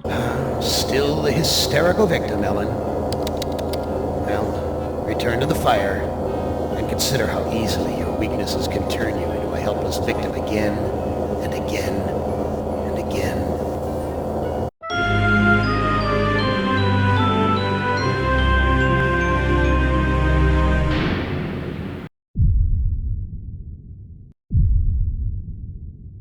Next in order is Benny, Am's favourite torture toy, and the most physically deformed of the victims. Benny, you know you've always been my favorite torture toy. Well, I'm giving you now a chance to stoop to new lows, to give in to your bestial desires. I'm going to let you find some food to eat. Yeah. I'll even repair your brain so that you can think normally again and savor the horror of your repast. Am's goal for Benny here is simply to give in to his bestial desires and eat food because he's been starving them. Am sends Benny to a nice looking place in a jungle, in the Stone Age time. We can still see the computer as the cave walls though. Benny is on a stone staircase, but as he tries to walk, he falls down and starts rolling, as Am has also crippled his legs. But crippled my legs. I can barely walk. Benny is now on the search for food and finds a fruit tree. Looking closer, it's all made of wires. The visual design of this game is so good, there isn't much like it. Am once coaxed me into marching across 1,000 miles of ice to reach a stockpile of canned peaches, only to discover that he didn't give me a can opener. Benny tells a story of how he was tricked by Am while trying to eat a stockpile of canned peaches, but he found out he wasn't given a can opener. Not gonna lie, I feel you could have gotten creative there. Also, this is a reference to the end of the short novel, which is the exact same scenario with canned peaches. So Benny takes the fruit from the tree, and he's already got food now, so that was kinda easy. However, like all things, when he eats said fruit, it causes immense pain. Hurts! Hurts! Hurts! He then walks into a cave and discovers the elder of the village, and a computer screen. Benny can't actually understand what the elder is saying, but takes it as being welcomed into the village. But he seems to be welcoming me to the village. He then enters another cave and finds a single-parent household, which he immediately dismisses as welfare parasites. Curiosity of the rest of the village. Friggin' welfare parasites. From this line, we can see that Benny has an extremely selfish mindset, something that becomes even clearer later on when we learn the reason Am loathes him so much, or justifies it. And you just really gotta wonder, why so much torture on Benny? Like, permanent torture as well. All the other characters weren't physically changed, or had the ability of speech taken away. So why only Benny? He tries giving the food he has to the mother, and while she's starving, she'd obviously rather it go to her also starving child, who if you look closely has 3 arms. I don't think it's ever mentioned, but he just has 3 arms for some reason. So Benny does give the fruit to the boy, who thanks him and is able to eat it normally. Benny then asks the child how they are able to talk, and the child tells him about the Am screen. I learned to talk using Am screen. I am smart, but villagers think smart is defective. I wish I were strong, so then they would give me food too. Am smart. Terrible jokes, I know, but more importantly, the villagers don't care about intelligence, only strength, which is why the brainy but not so brawny child is not given the food. The boy mentions how the other villagers are sacrificed to Am by a lottery system, or a reaping. Villagers have been getting sacrificed to Am for many, many years, so while he doesn't kill them all, there isn't much villagers left anymore. The sacrifice to Am machine goes on many long years. The very different must go to him soon. Not many villagers left. What are these sacrifices like? The sacrifice to Am hurts very bad. The kid then says dying by sacrifice is extremely painful and any other way to die is better.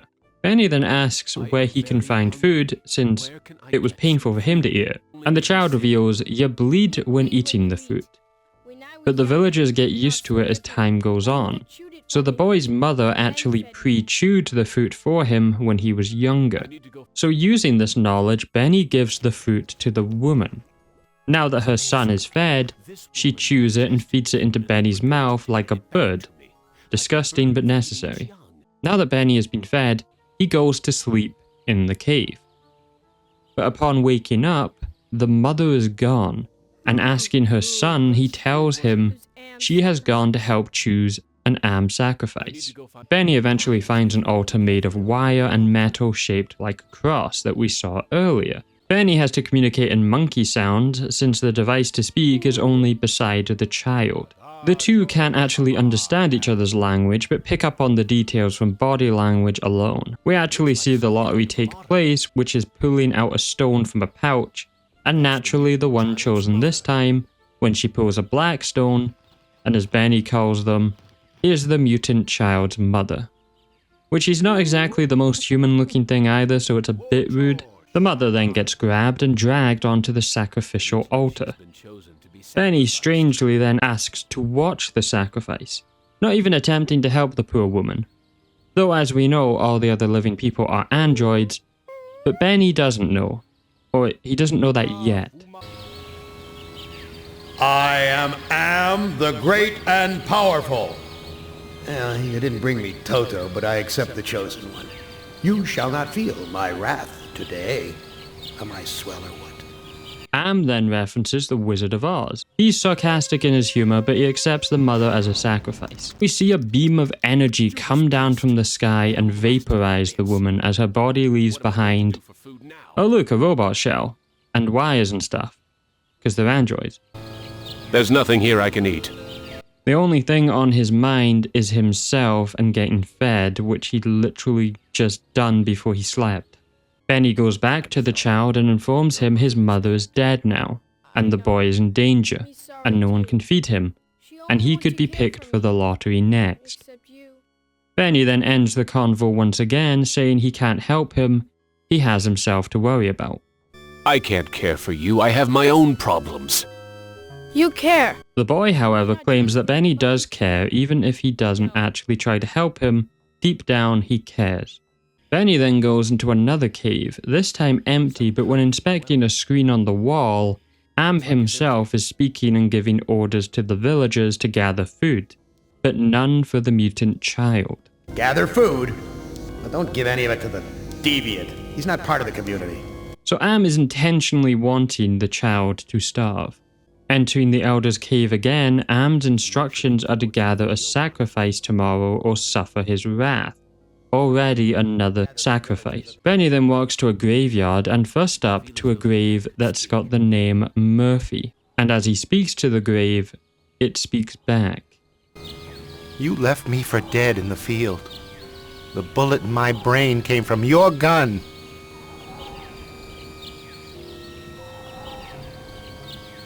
I've learned to be compassionate to those who suffer. With what happened at the altar, you haven't changed any that I can see, Commander. I should put a bullet in your brain, just like you did to me. This is one of Benny's victims. His selfish action cost this man his life, and instead of Benny trying to help him, Benny ended his life. Benny tries to say he has learned to be compassionate to others who suffer, but Murphy calls him out for not trying to stop the sacrifice. And this actually lowers the spiritual parameter, because Benny hadn't proven his compassion yet, and it's actually a wrong decision. But the theme of this talk was important to understand Benny's true goal of this scenario. So before we even see the gravesite, Benny must first prove his compassion. Going back to the Elder's cave, he isn't there, but the lottery bag is. So Benny takes the bag, and now the sacrifices can't be chosen. So Benny, for the first time ever, has thought of someone other than himself. So he goes back to the graves, he speaks to Tuttle's grave, and we learn he was another soldier who Benny straight up murdered. You held my head under the paddy water until I drowned. Your secret died with me. Because he knew of his secret, whatever that is, and drowned him by holding his head under. And the last grave is a man called Thomas, who was also killed by Benny for trying to help someone called Brickman. Then you were worth more dead than alive, and anyone willing to carry some extra weight was a liability. I have the lottery bag. No more villagers will be sacrificed. You proved that you're capable of caring for others, and that's worth something. Place the lottery bag into the earth. We will guard it. We forgive you for what you've done to us, but we can't speak for your most tragic victim. Brickman's grave is under those vines. These men were all squad mates of the US Army that Benny was a military commander for. Benny tells the graves of his victims he has the lottery bag, and they say it's worth something that he's proved he is capable of caring for others. The graves then say they will guard the lottery bag if he buries it there. They then say they forgive him, but they can't speak for his most tragic victim, whose grave is under the vines. What possibly could be more tragic than drowning, killing, and shooting these men? But he does uncover Brickman's grave. Speaking to Brickman, he calls Benny his commander. Hello, Commander. I'm not exactly happy to see you again. I last saw your face just before I got it right between the eyes.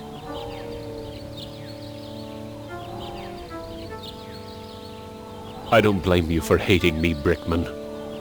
You don't blame me? You did this to me. You murdered me because I didn't measure up to your standards. Then you killed the witnesses. I stopped the lottery from happening. Doesn't that prove I now have compassion? You might have changed for the present, Commander, but you still have crimes in the past to account for. What can I do to make amends to you, Brickman? You have to bury the past, Commander. Brickman was actually murdered for not meeting his standards, and then Benny killed all the witnesses, being the other men. Benny tries using his good deed of stopping the lottery of now proving he has compassion. But thankfully, Brickman doesn't accept his redemption because he hasn't atoned for his crimes in the past. Which I know it's a simulation and the Chinese and Russian computers are helping them to succeed. but this really don't feel like a worthy redemption. But for story's sake, Benny places the fruit on his grave and it grows into a flower.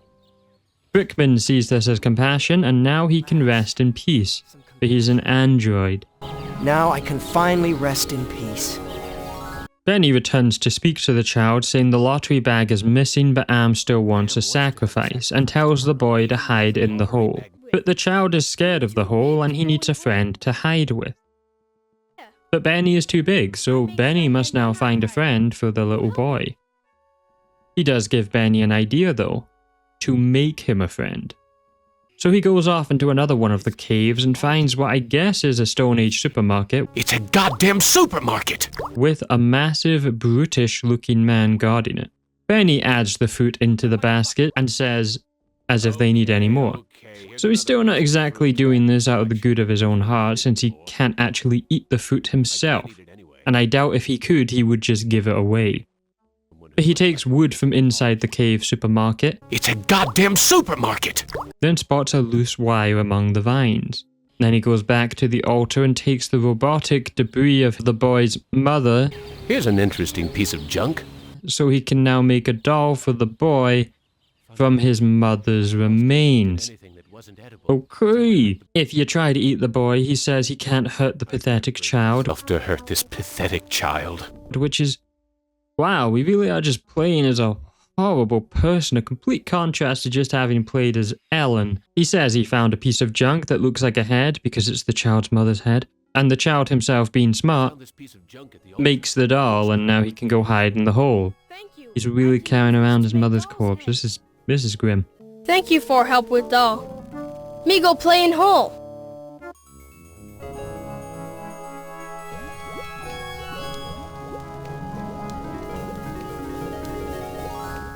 However, Benny tries using the screen again and gets spoken to by a different sounding voice, saying it's about time he hit the kid, and whatever has been behind the voice has been the one helping him. Benny naturally asks if it's Am, and it denies being Am but used to work with him, and now works for the Russian. They're a crazy bunch here with that lottery and all. Are you Am? Heavens, no. I used to work for him, but now I'm working for the Russian. Who is the Russian? Why, he's the one who's been helping you out.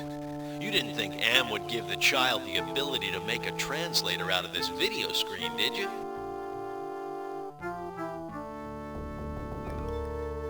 I've been Am's prisoner for more than 100 years. Why help me now? You and the rest of the humans are in serious trouble. Am's a big boy now, much meaner and smarter than when he first started his tortures. And both have been altering the scenarios to make them winnable. They gave the child the ability to make a translator out of the screen, something Am didn't predict or even notice. So they apparently have a plan to defeat Am, which means we gotta get through each character's scenario. Benny checks the hole and finds the kid is not there. So heading to the altar, the kid is strung up just like his mother, about to be sacrificed. Am has apparently told the villagers where the lottery bag is and rigged it to be the boy. Benny, now needing to show compassion, offers to take the place of the child and have him sacrificed. The boy then gives him his doll as Benny is attached to the altar. Am then vaporizes Benny but brings him back to his torture cage.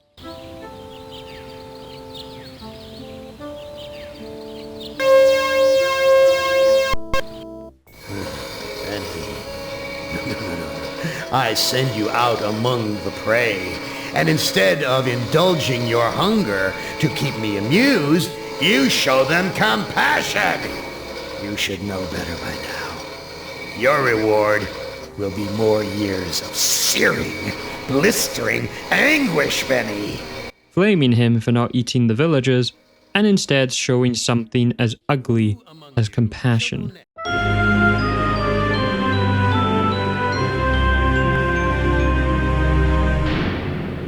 Benny can obviously make a lot of wrong choices because he's a horrible person, including him asking at the sacrifice if he can eat the person who's being sacrificed to Am. He's literally willing to do cannibalism because he's so hungry. This ends with Am choosing Benny as a sacrifice instead and fails the scenario. I will take the newcomer instead.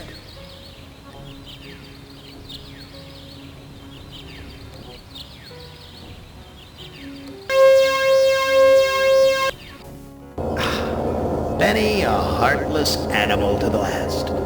But I'm not yet quite ready to indulge your appetite. Return to the fire and contemplate your hunger pangs. Then probably the worst of all is when Benny is at the graves, he can dig up and attempt to eat the rotten flesh of the people he murdered. Yeah, that one's dark and just vile beyond belief. There was also a cut scene that was cut. It's not actually a cut scene, it's a cut scene in the original game where Benny could eat a baby.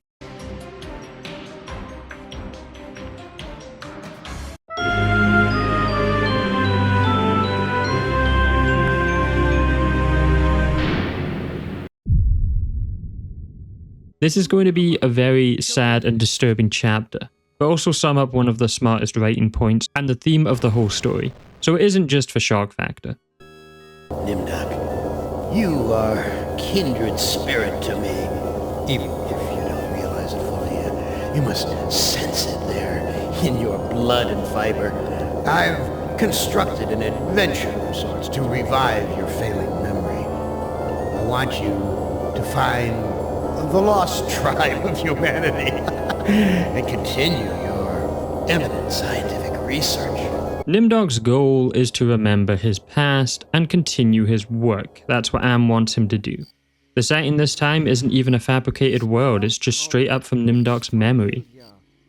He awakens in the concentration camp Auschwitz, and his memory is very bad, and he doesn't even realize where he is. But he is looking for a lost tribe in what he calls a secure area. He speaks to a nearby guard asking to leave, with the guard calling him the doctor. I cannot let you pass, Doctor. You're due in surgery. Dr. Mengele is ordered. The Angel of Death, and one of the most despicable evil humans in history. And he's a character in this video game. Nimdok goes over to a prisoner behind the chain wall, not remembering why these people are imprisoned or where he even is, and he asks the prisoner why is he imprisoned. Is this an official interrogation, Nimdok, or are you mocking me? The prisoner takes it as mocking, which confuses Nimdok, as he didn't expect this prisoner to have known him. Until you had me arrested for refusing to condone your experiments. Nimdok actually had him thrown in here for refusing to condone his experiments. And through this conversation, we find out this prisoner was actually a colleague of Nimdok. You need to distance yourself from me. I was once your friend. Now I am your enemy. The prisoner, still thinking Nimdok is mocking him, informs him his experiments involve maiming and killing hundreds in hopes of progressing science, which, if you didn't know, was what actually happened in these camps. After having maimed or killed hundreds in the name of science. Nimdok then shouts he must find the lost tribe, with the prisoner simply saying, "Haven't you already taken enough subjects?" So it seems the lost tribe are a group of people. Nimdok, frustrated and confused, walks into the hospital, and inside is Dr. Mengele. Where have you been, Nimdok? We are waiting on you to perform. You were waiting for me? I am sorry that I will not be able to assist in the operation. After all, this may be the last opportunity we have together before the end of the war to finish our research. Demanding where he has been and that he is late for the surgery. Nimdok is still confused as to what is going on, while Mengele goes on about how they don't have much opportunities left before the end of World War II to finish their research, giving us a time frame of when this takes place. Mengele leaves, and Nimdok looks at a poster. This is very, very important to do, because if you don't do this, you can't get the best ending of this game. And now, I'm not even joking. If you don't look at this single poster in this one scenario, you lock yourself out of the best ending to this video game. How insane is that? But back to the story. Looking at the poster, he sees a youth with the date 1945. Something about that date is familiar to him.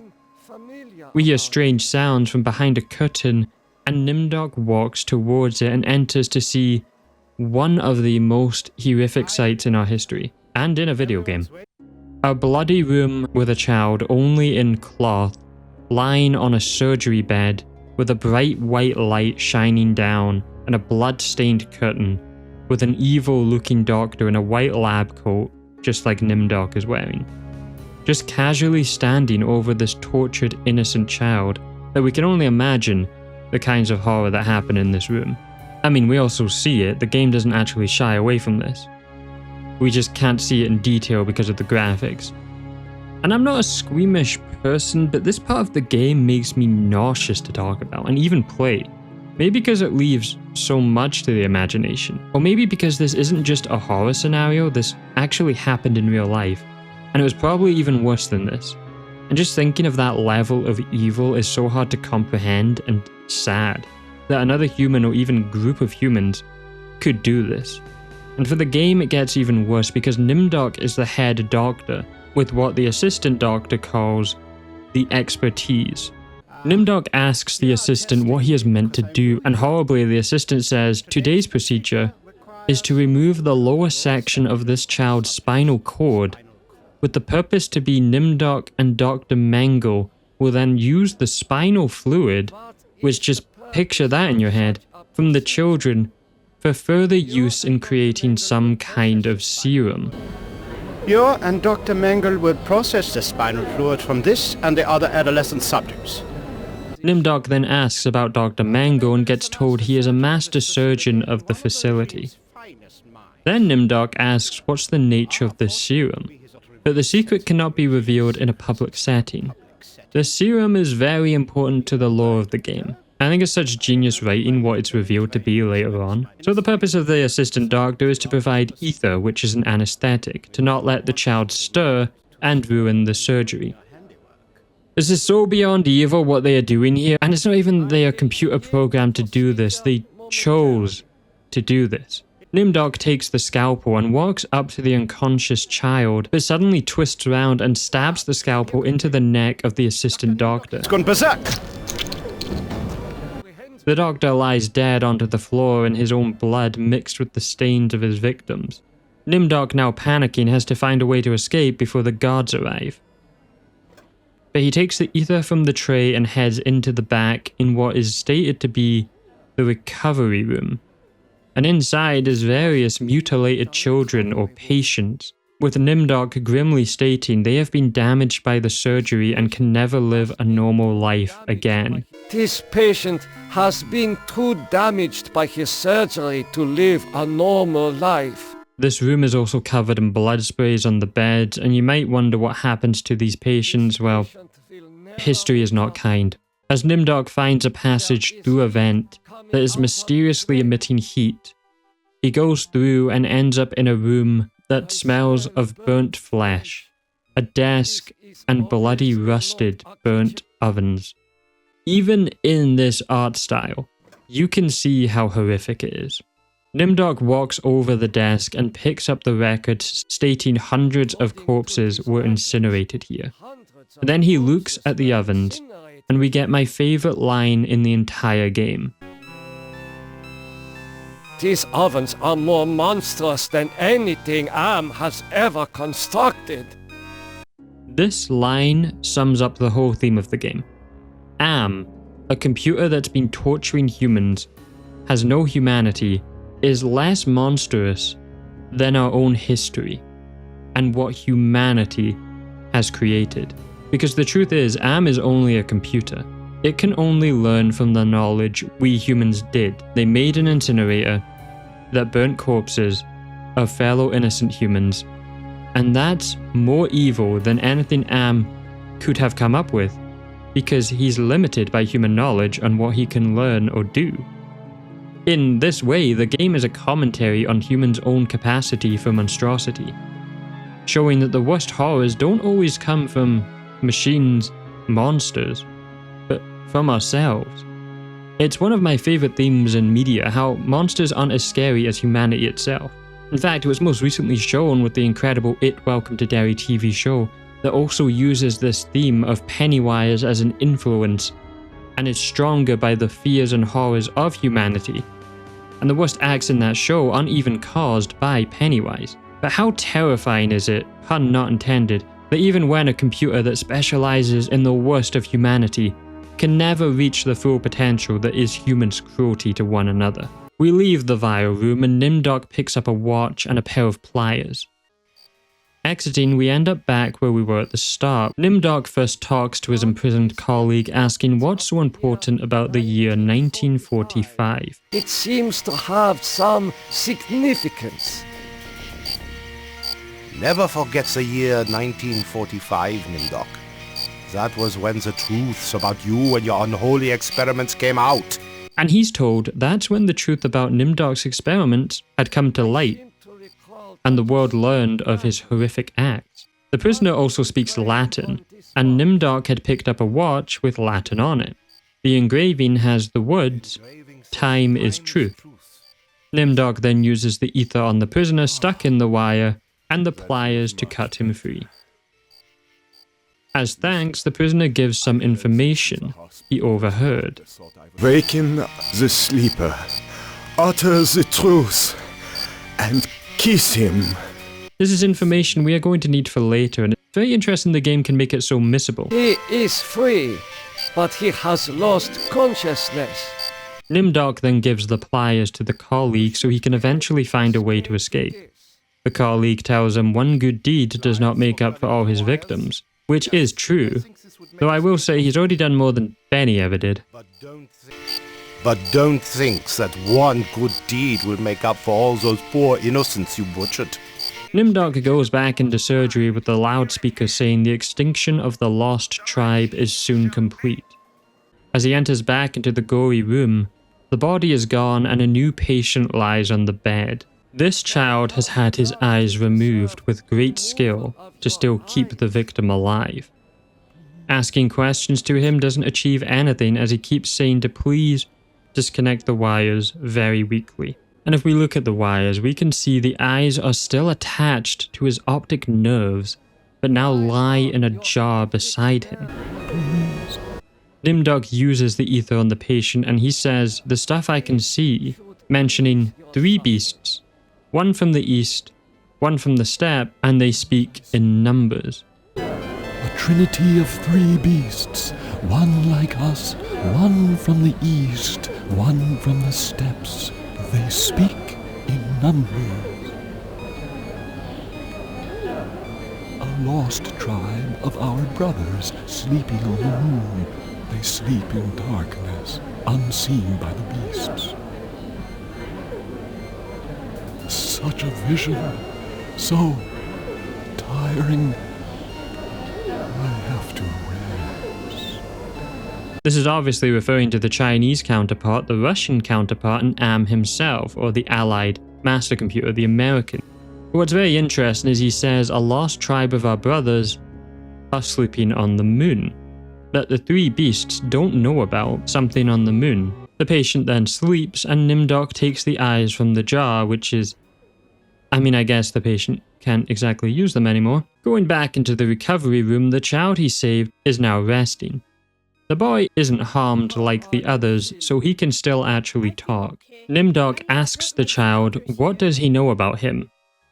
And the child tells him all about how Nimdok and Dr. Mengele are the only doctors experimenting on children, while all the other doctors were imprisoned. The child then speaks that the regime will fall when the golem wakes. The golem is actually from Jewish folklore. I am a legend to you. Yes, but we have our own legends. Legends that owe nothing to your regime. You will fail, no matter how many of us you cut apart. Why do you say that the regime will fail? The golem will finish you. It will not be mastered by your regime. The golem will wake up, and when it sees with its own eyes the evil you have done, it will turn on you and save us. Get some rest. We will not rest until your regime is destroyed. Nimdok now leaves the recovery room to the front door, but as he does, over the loudspeaker an alarm plays. Emergency! The prisoners have seized the compound. Gather all research materials and evacuate to the bunker. Evacuate! And they are ordered to evacuate to a bunker, as the prisoners have escaped, since Nimdok gave them the tools to do so. He puts the eyeballs in a box on the desk and heads out. Outside, the guards have gone and angry prisoners remain. Nimdok walks up to his old colleague, begging to be let go so he can expose the regime with the information he's gathered. The colleague, naturally, does not believe him. You can't fool me, Nimdok. You are an unredeemable butcher. But you are one of us, like it or not. Nimdok, confused, asks for clarification, and we learn that Nimdok was actually a member of the Lost Tribe, who turned his own parents in. However, since he gave them the chance to escape, they give him a head start, before they will hunt him down outside the camp. You did help us to escape. We'll give you a head start. Then we'll hunt you down and kill you like the dog you are. Outside the camp is barbed wire and skeletons in a mass grave. The land is covered in snow, suggesting the season is winter. A bunker is to the left and a large wall to the right.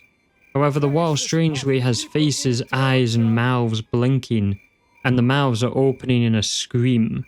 They have mouths, but they can't scream. But this is actually a reference to the Wailing Wall, a sacred site in Jerusalem. Am has corrupted this into a living mass of suffering faces, taking a symbol of humanity and turning it into a symbol of pain and torture. The classic of Am. With only one path to go, Nimdok heads into the bunker. Inside is lab equipment and jars, and interacting with it, he learned something called morphogenics, which is the ability to reorganize DNA at will, something we've only seen with Benny, which Am did, using the knowledge he learned here. See, this is why Am respects Nimdok, despite still torturing him. And that's because all Am's experiments, if you can call them that, are based on the knowledge learned here. Am by himself doesn't have the power to change DNA.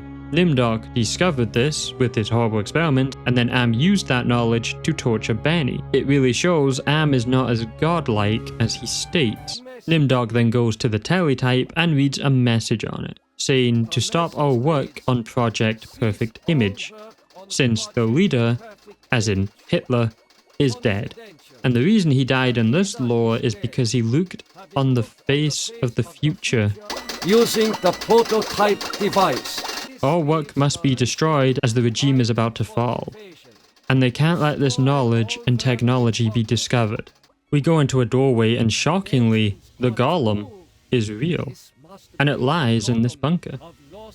We turn off a switch generating down light and then pick up a strange mirror. Looking at it, it reveals the full extent of Nimdok's past to him. Oh my God, it is true. 1945, turning my Jewish parents over to the Nazis for extermination. I have found the lost tribe. It is me. We approach the golem, adding the eyes, and slotting them into it. Perfectly. Remembering what the barbed wire prisoner said, he first must say the truth. He had the watch translated, which said, "Time is truth." Golem, wake up. Time is truth. The truth is that for me, it shall always be 1945. For Nimdok, it will always be 1945. And this is Nimdok accepting that he will never be able to redeem himself for what he did. His crimes are too vast and too horrific and too inhumane. He doesn't deserve redemption. Like said earlier, good deeds don't make up for bad ones. Which is why even to me, Benny isn't redeemed at all despite the android victims forgiving him. But Nimdok knows he can't ever atone for his crimes. He can just make the right choices from now on. He's not even looking for forgiveness. And he definitely doesn't deserve it. After stating the truth, he kisses the golem and it actually awakes. He then tells the golem to follow him into the laboratory And when they exit, Dr. Mengele is now there, having also evacuated into the bunker. It is good to see you and our new friend. Nimdok asks questions on how he escaped the prisoners and what he knows about the golem. Did you forget that the compound has a secret escape route? Well, no matter. I see that you have revived the golem. Mengele then talks about how the master plan is to strip the lost tribe of everything, including its folklore, in which clearly the golem is a real thing. But then Nimdok asks the question on all our minds, what is Project Perfect Image? And the answer is an object that lets you see your soul in full clarity, and that it caused, in this game, Hitler to die when he saw his own soul reflected back at him in the mirror. Nimdok then tells him he looked into the mirror already and remembers all his research, and Mengele explains what the serum is, called the Youth Serum. The Youth Serum? Your research demanded the deaths of many children, but your hard work was successful. Eternal youth for those who deserve it. Now I know how Am was able to keep us alive for so many years. Your youth serum can sustain us forever. We have all the time we need to resurrect the regime. With Nimdok now realizing how Am has kept everyone alive and stopped them aging, the mystery for Am's powers once again is just humans. The research is responsible for the torture of the last humans to keep them from never aging and never dying. But Am himself isn't that spectacular. Everything he is able to do is because of the humans that created him. His own god-like ego is false in so many ways because without humanity, he is nothing. The original use of the serum was to keep the regime alive forever so they could rebuild in time. Nimdok in response shows the mirror to Joseph Mengele. Oh my god! No! Dr. Mengele is in a state of shock, which bears his own soul back to him, shocking him unconscious. Nimdok then orders the golem to kill Dr. Mengele, and we see a cutscene of his head getting crushed. Now commanding the golem to follow him outside, he is confronted by his colleague, who was also a doctor, mind you, though the game is implying he might have been forced to be a doctor, not out of his own choice. Nimdok then gives control over to the lost tribe, with the prisoners then commanding the golem to kill Nimdok. So, you admit your crimes, but that does not release you from punishment. Now the golem will serve the purpose for which it was constructed. Golem, kill Nimdok!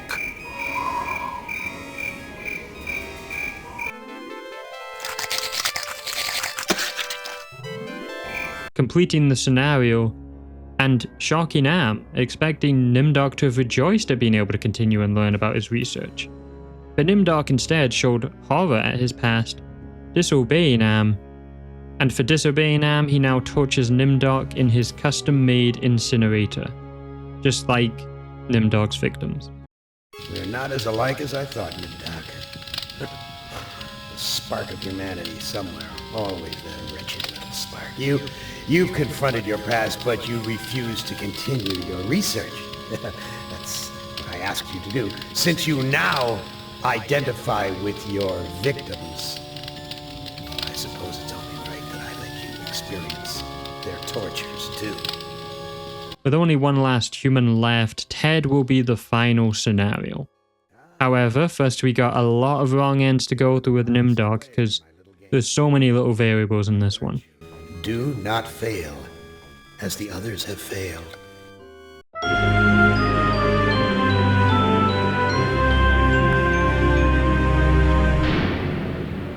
If Nimdok learns the past from the mirror but fails to wake up the golem either from lack of knowledge or getting the order wrong, Dr. Mengele will not appear, and the only way to finish the scenario is now to pass through the Wailing Wall. This still counts as a victory in defying Am, but it's not the path to the best ending. I am passing through the wall. Another quick one is if you annoy the guards at the entrance, he gives one warning to not disobey Dr. Mangle's orders. Disobeying this again, the guard locks Nimdok in the incinerator. Nimdok, I am disappointed in you. You still have much to remember, much more pain to feel, much to relive, much more to answer for. Yes, return to the research camp later, when you're ready to search for the lost tribe again. Nimdok can also go through with the child's surgery, disabling him for life, taking the scalpel. It's done.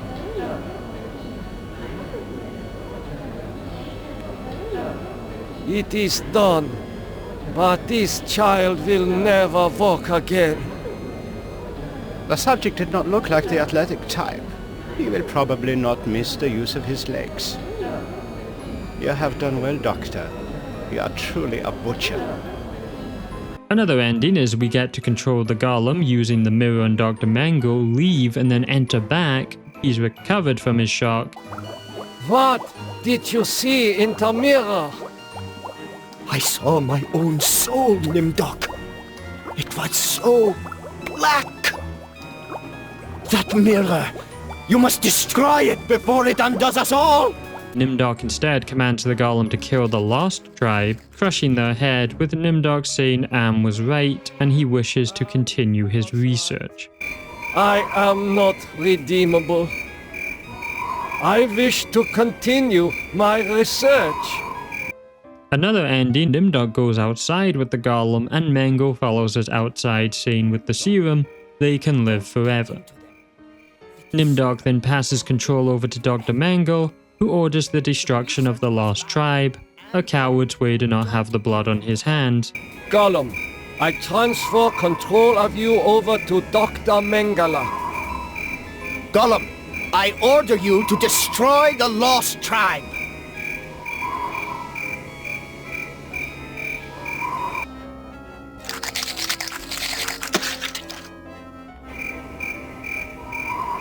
Dr. Nimdok, you are unredeemable after all. Now, since everything is just androids created by Am, Dr. Mangle breaks character and joyfully says Nimdok is unredeemable after all, and goes off to continue the research. If we continue the research, we no longer have control of Nimdok in the final chapter.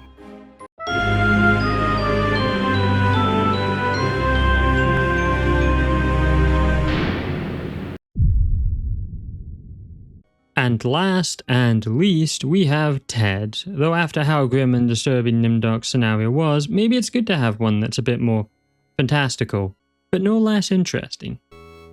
Hey, you're my favorite, baby. I mean it. I really can't stand all the rest of these people.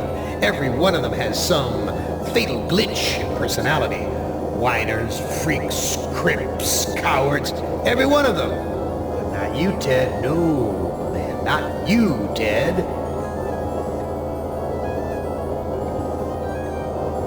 You were a stand-up guy. You were a brave guy. Yes, a take charge kind of guy. So, I'm going to give you, just you, the opportunity to get out. Live some kind of life. I'm going to send you, you're going to like this, I'm going to send you to the Room of Dark. If you can solve the puzzle of the Room of Dark, you're home free. You out. You're away. Now, Ted is a liar. You're a liar! You're a liar! And Am has just mocked his false ego. It's funny, both him and Am have false egos. The goal of this is for Ted to simply solve a puzzle in the Room of Dark. Sounds like a game show room like Jungle Run or Crystal Maze. And if he wins that, he goes home free. The puzzle, not Jungle Run. Well, now, I know I've made you a paranoid, Ted. I know you're scared. But I'm your friend. 109 years. I'm your best friend. So overcome your fear. Enter the Room of Dark, and you can solve its mystery.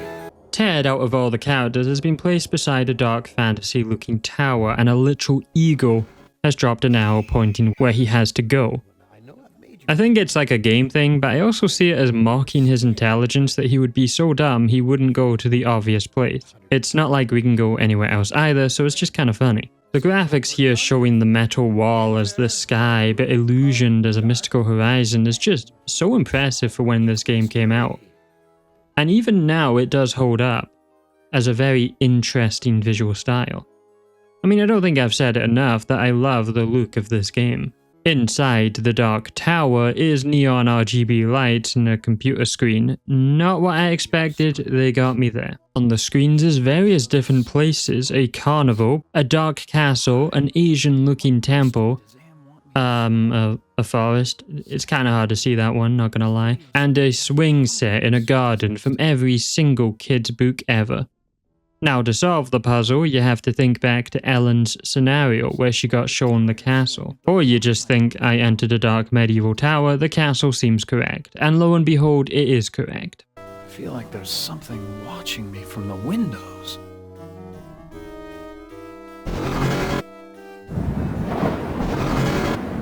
What sort of intrigue is Am plotting this time? He's left me here alone. As Ted presses the button, being a big handprint, he gets transported into a dark, stormy, gothic castle. Looking at the gargoyle, Ted comments it being larger than Penelope's estate. This is a subtle nod to Ted's womanizer background, having many failed relationships and clearly going after rich women, or himself being from a wealthy background. Ted walks up to the castle and entering comments that, like most castles in Europe, a beautiful facade disguising ordinary stone. Appearance is everything. This is quite funny because Ted is just describing himself. He's created a false image and is very vain. But underneath all that fakery, he is just quite a pathetic person. Inspecting the tapestry, one of the maidens looks like Ellen, who Ted in the game has fallen in love with. Being the only other woman alive, this is actually a very different attitude to, let's say, to Ellen in the book. She seems so sad and so beautiful. One thing this has done exceptionally well is getting across the difference in personality with all the playable characters. You will notice here that every single thing this man says, he makes it about himself and his perceived greatness, while other characters have also perfectly fit their personality and gameplay, and it really makes doing the same actions in each scenario not feel boring. We then enter a doorway and find Ellen herself in a bedroom.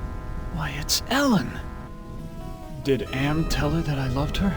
This is the only other scenario we have had where another one of Am's victims appear, though it is just an android version of them. Ellen is bedridden and weak and tired, and she's also wanting to die. And the scenario references back to her trauma in horrible ways. Since this isn't the actual Ellen, that really adds to how cruel this is to her. Even if she won't witness it, she's still being used as a way to manipulate Ted, just a tool for Am's villainy. Ted selfishly won't let her die, saying, I need you. Ellen asks for her hand mirror, and apparently it's just on the dressing table. Ted asks why she even wants it, and we get an explanation of ever since her stepmother got ugly, she got jealous of Ellen. Pretty much Snow White now I think about it. Mother has been jealous of me ever since she became ugly. She had something to do with my illness. I know it. But she doesn't dare come near me while I have the mirror. Quite a difference compared to the other characters in comparison. This place doesn't seem that bad. Unfortunately, the mirror isn't exactly just lying on the dresser. That would have been way too easy. So Ted explores around the castle and finds a kitchen with another person here, a maid. And she instantly hits on Ted, but he asks her if she knows where the mirror is. The maid is shocked by this question, saying the mirrors are rare because the woman in charge of the castle is ugly. There's a lot of focus on vanity and looks in this scenario. Eventually, as he asks more questions, the maid offers a deal.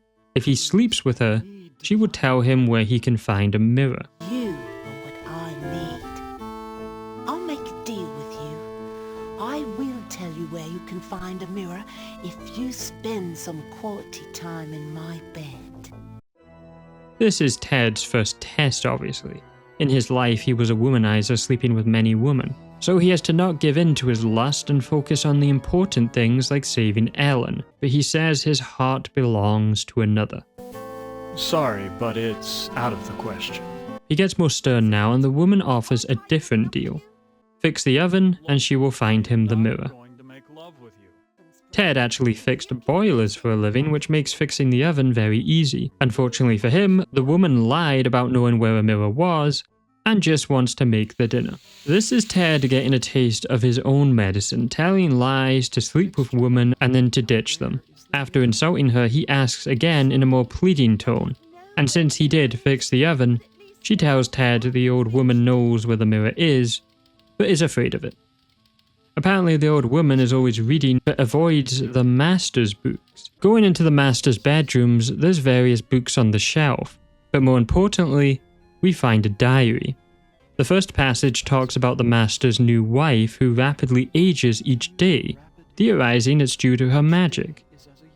The second speaks about the wife's evil incantations and her hatred of his daughter.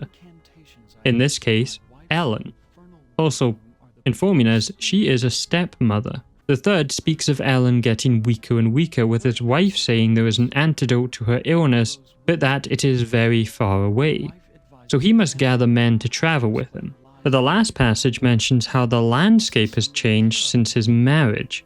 Dire wolves now roam the forest, and we can conclude the master is missing or dead, and that his wife had something to do with absolutely everything. Ted then goes into the stepmother's room, which is very gothic looking, and takes a shard of glass from under the bed, but he cuts himself on it. He once again reads the bookshelf. This time the books all have to do with the demons, magic, stones, stuff like that. One demon is circled, and the name is Surgat, the opener of locks. Surgat, opener of locks. And Jill, here's a lockpick. It might be handy if you, the master of unlocking, take it with you. Thanks. Maybe I'll need it. Having read all the books, he leaves and overhears two women speaking to each other. Mentioning a spell is the reason Ellen is so weak. Is Lady Ellen prepared? As ready as she will ever be. The spell keeps her body weak, but she will remain conscious. The art of sacrifice is reduced to science. And what of the glamour? We must wait for its removal. It remains beyond our best efforts. Then we wait for a prince. With his help, we can open the gate to the other world. Ted runs after them, but he is unable to find them, instead ending up in a chapel-type room with gargoyles. Solving a room with them, it opens to a secret passage, and now Ted has found the stepmother, a witch, and a summoning circle pentagram. He shouts at the witch, who is happy he is here, so they can begin the ritual, since he is the prince that they were waiting on. Confused by this, he asks for clarification, with the witch saying it's who he wants to be for Ellen, her Prince Charming, a role that he has played many times for many different women. Ted decides to change the subject, now asking what this ritual is about, and naturally it involves sacrificing Ellen. A trade. Ellen's life in exchange for safe passage through the gate. What's this about a gate? The gate is a passage into the surface world. The witch then asks Ted to destroy Ellen's mirror, which is basically the witch's kryptonite. He asks what he gains from this, and the witch says an opportunity to escape from Am and his torture. Not wanting to break the mirror, asks if he can do something else, with the witch implying her husband has been gone a long time, and if he satisfies her needs as a woman, then she will help him escape. Now, the maid said this earlier, which was a lie, so there's actually no reason to believe it here. But it's once again just a test of womanizing Ted, with him then threatening to kill the witch, but she mocks him, saying her magic is too powerful. My magic is much more powerful than any physical force you can muster. Be gone! Trying to use the glass with the witch, Ted comments he would only smear blood on it. That's kind of the idea, Ted. Ted then fixes the door and pushes the suit of armor to barricade it since dire wolves have overrun the outside, and having a door leading directly into the forest doesn't seem like a good idea. Ted returns to the witch's room and finds a book of Shakespeare's witches. A lot of Shakespeare references in this whole game, actually. We learn the spell the witch cast on Ellen and go back to confront her about it, with Ted then threatening to use it on her. Oh, don't I? Kala Ingma Thako. Which makes the witch fall asleep. Ted then finds chalk on the ground and draws in the last part of the circle. And suddenly a loud, otherworldly sound plays, and from a puff of green smoke, a large grey demon appears. But before Ted can say anything, he angrily speaks to Ted for finishing the circle, trapping the demon in it, until they can work out a trade. The demon then introduces himself as Surgat, the opener of locks. Am and I are brothers, more or less. You are another Am? It would be more accurate to say that I am a part of him. A part that he doesn't know exists. I can open anything. Doors to a boudoir, doors to another world. Ted asks for him to open a portal to the surface world, and he's asked to betray his love for Ellen and give over her soul, and the surface world gate will be opened. Ted accepts this offer, and finds out from Surgat where the mirror is, with the clue being a tapestry in the maid's bedroom that Ted should investigate. I'm not into crafts myself, but this piece of work might provide some inspiration for your puny little brain. But first Ted goes back to Ellen, and in a puff of red flame appears a devil, in a smart waistcoat and a classic red tail, looking more like a Halloween costume than a spawn of Satan. But maybe gaudy is sin. A classic angel also appears, but in sparkles, with a white robe, wings, and a golden mask. It seems Ted is about to experience a moral dilemma. He first talks to the devil, who speaks like a car salesman, charming but completely fake. No one would stand him.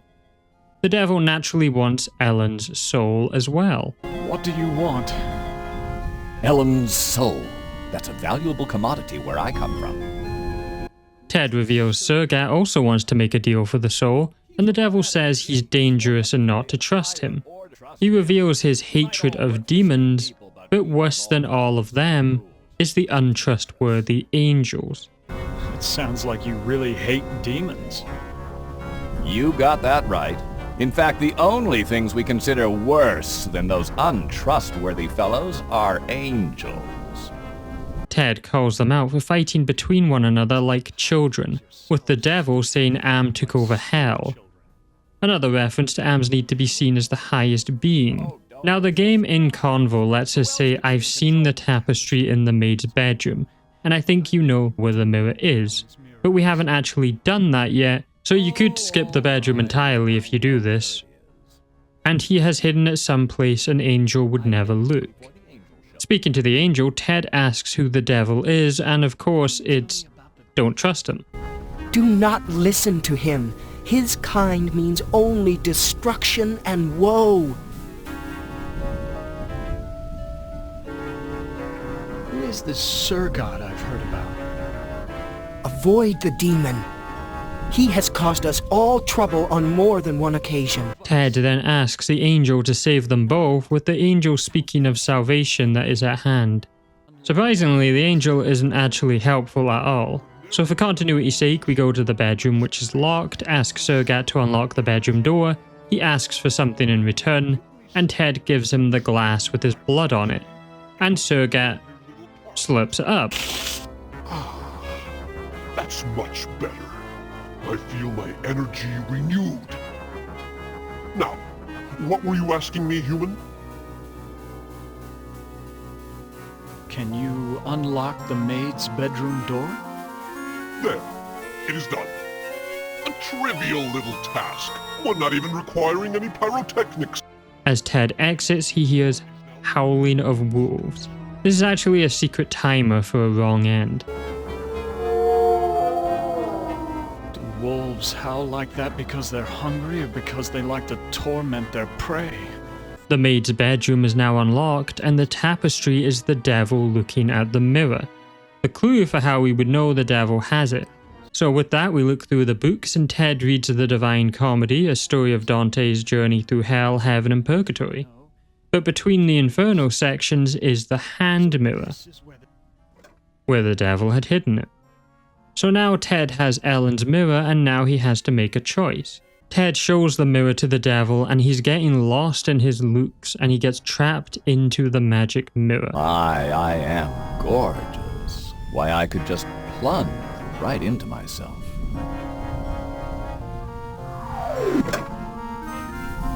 Ted then shows Ellen the mirror, and she passes on, her soul leaving her body as the angel takes it up to heaven. Ellen is now safely in heaven. My time here is ended, but I leave you with this warning. Do not break the mirror until you bring it and the devil into the charmed circle. Ted goes back to the summoning circle and breaks the mirror in it, now trapping the devil and Surgat together. What happened? How did I get trapped with this demon? I brought you some company, Surgat. That was damn stupid, human. Hell, you're not even human anymore. Not exactly.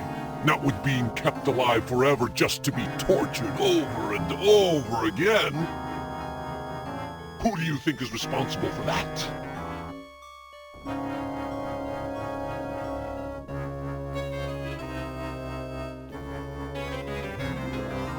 Why, Am's responsible for our suffering.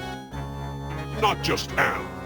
He's clever, but he doesn't do much original thinking. He works best with outside that one of his party did. This is referring to how Am is keeping everyone alive, is just the research done by Nimdok. The devil and Surgat then start arguing, with them mentioning how it's all an act, and the devil is the only established character in this scenario. So Surgat apparently shouldn't even be here. Surgat then pleads for Ted to let him out the circle so he can return him to the surface. Ted smartly asks to be shown the surface world first before erasing the circle, and what he's shown is what remains of Earth. A red sky wasteland with radiation everywhere. Here you are. But bring your radiation suit. I never promised you paradise, just the surface world. Am gets annoyed at everything though, and the scenario ends.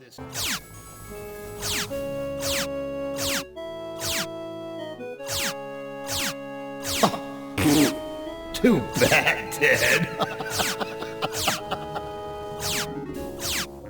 Writhe in sweet agony with the knowledge the surface world is no longer habitable to your kind. No, not ever again.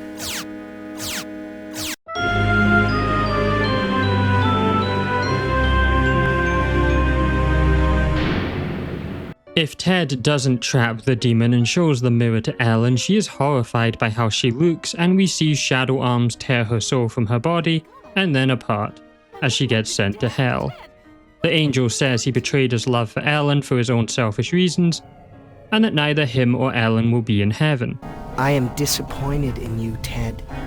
You betrayed your love for your own gain.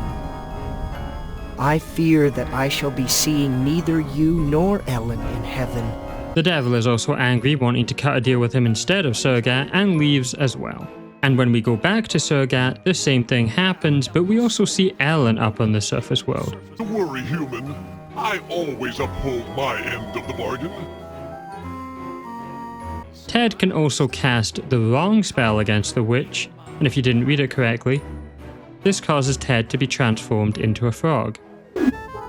So much for Prince Charming. Ted, you are nothing more than a toad.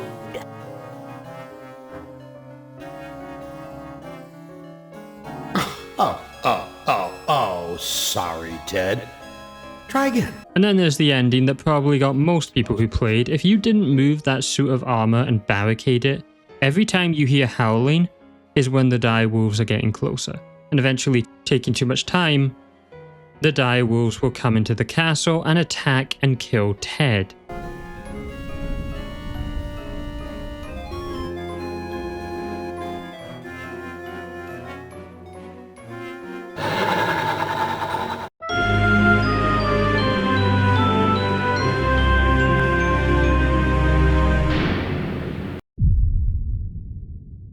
And so we come to the final chapter of this wildly unique game.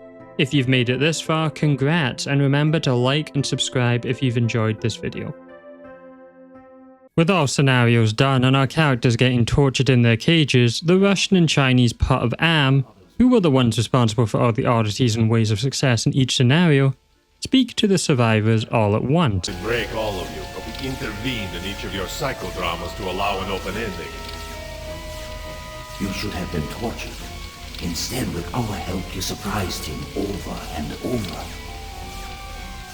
When M tried to compensate for what he couldn't expect, it widened the hole into his realm. M has withdrawn into himself, attempting to analyze what went wrong. He does not suspect our interference. By ruining Am's scenario, he's withdrawn into himself to try and analyze and figure out what could have possibly gone wrong. This gives the survivors time they've never had before, and the Russian and Chinese part of Am want to send one person into his RAM space. Now we as the player have the choice of which of our characters to send in. Since it can only be one at a time, there is a wrong and a right answer here. And the person you should send in is Nimdok, because remember that poster in his scenario, and if you never looked at that one poster in this whole playthrough, you will not be able to get the best ending for the game. And that's evil design right there. We send Nimdok and he gets transported as a virus and ends up on a surface that looks like a large... It's a goddamn supermarket! Looks like the surface of the cerebral cortex. Magnified many times, of course. Interesting. It's the mind of Am, essentially.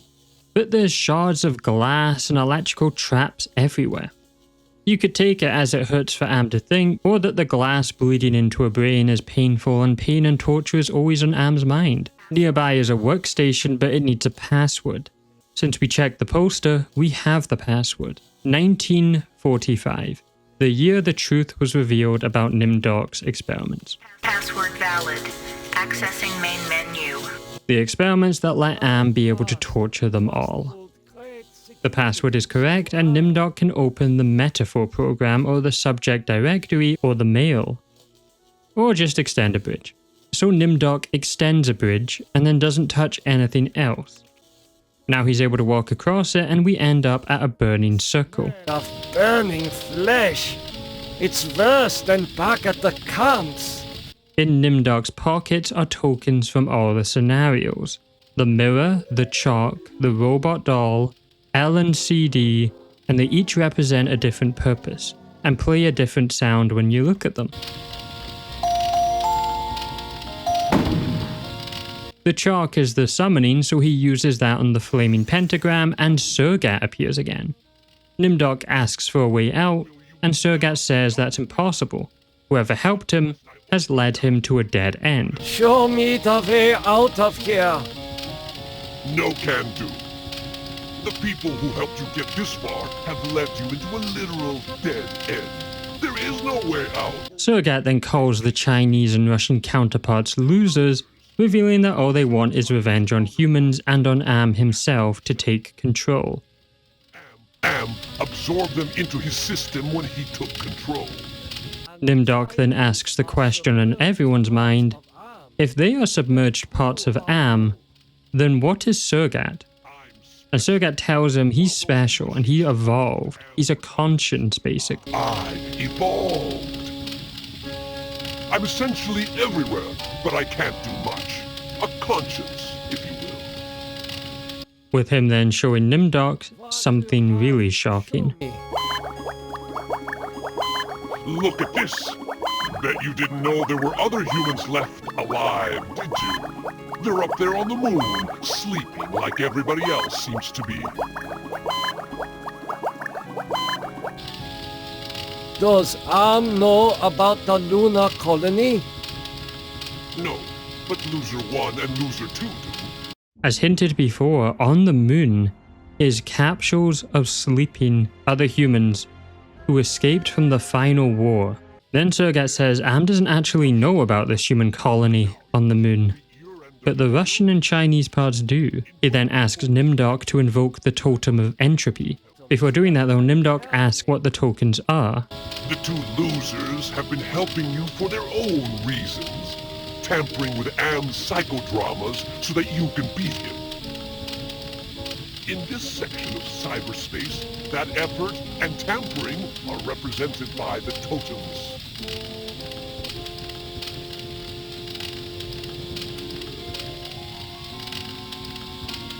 How can actions take physical forms? Symbolism, metaphor.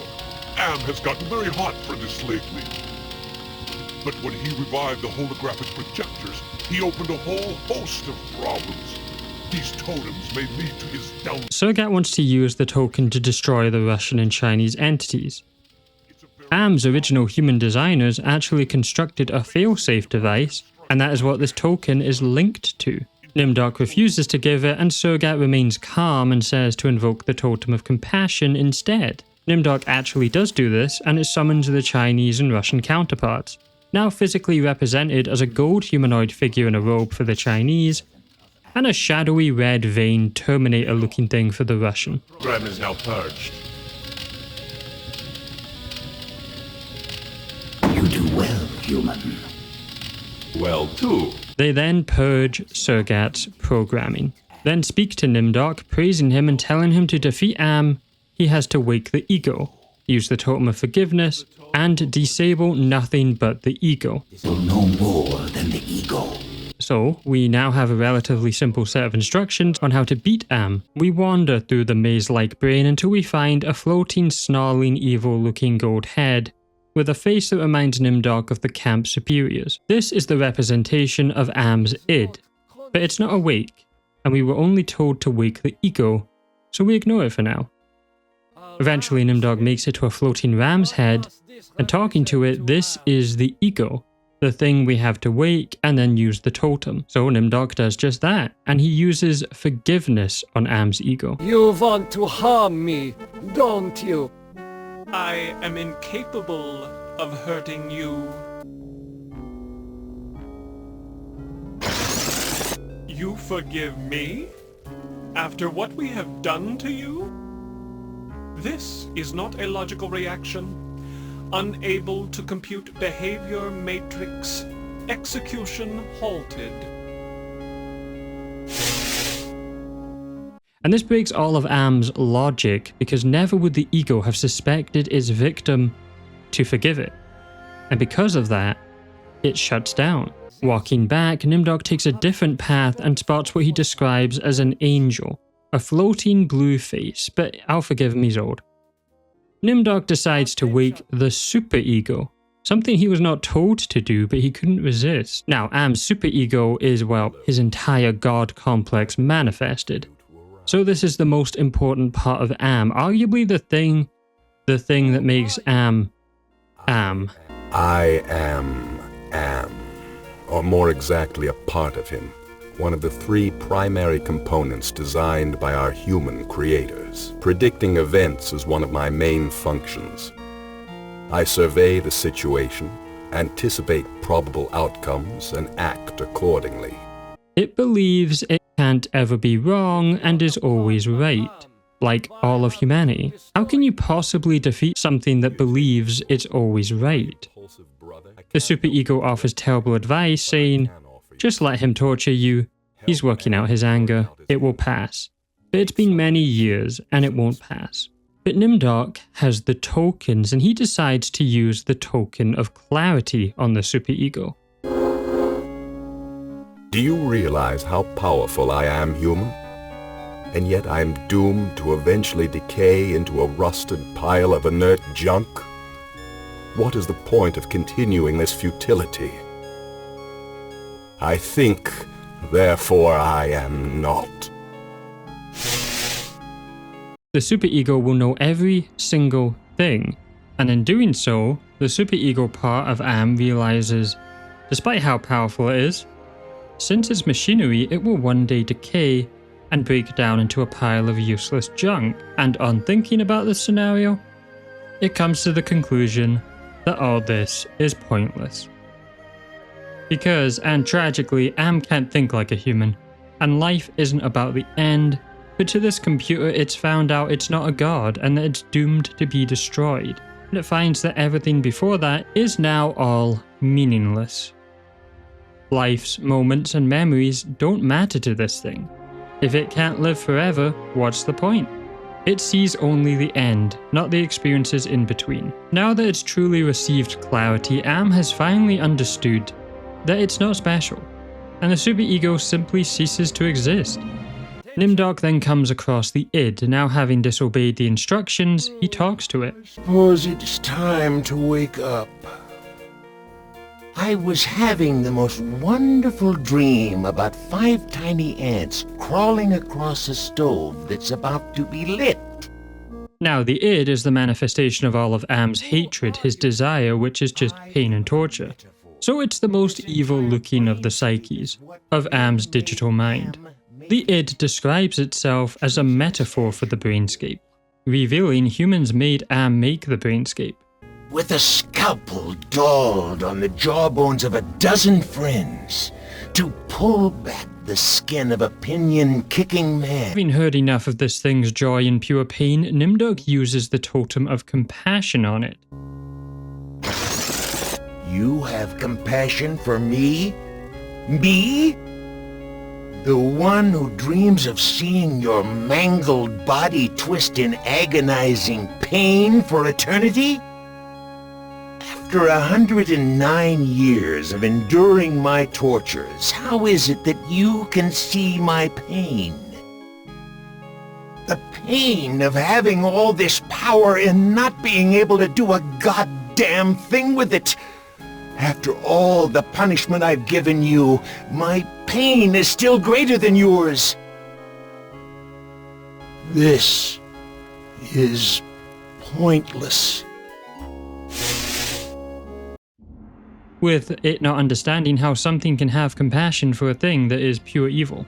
Am's shocked that something could see the pain it's in and then fully describes what was only hinted at. Pain of all this power in a metal cold body. That is a machine with no life. And then it comes to the same conclusion everything does. Everything it is doing is pointless and it also shuts down. Then we come to the final decision in the game. The 3 parts of Am lie in the summoning circle, along with the rest. So literally all of Am is now in that circle. And Am has just completely gone off in a godlike complex beyond anything he's ever said before. Still do not understand how great I have become. These 2 I don't hate. Not even pity.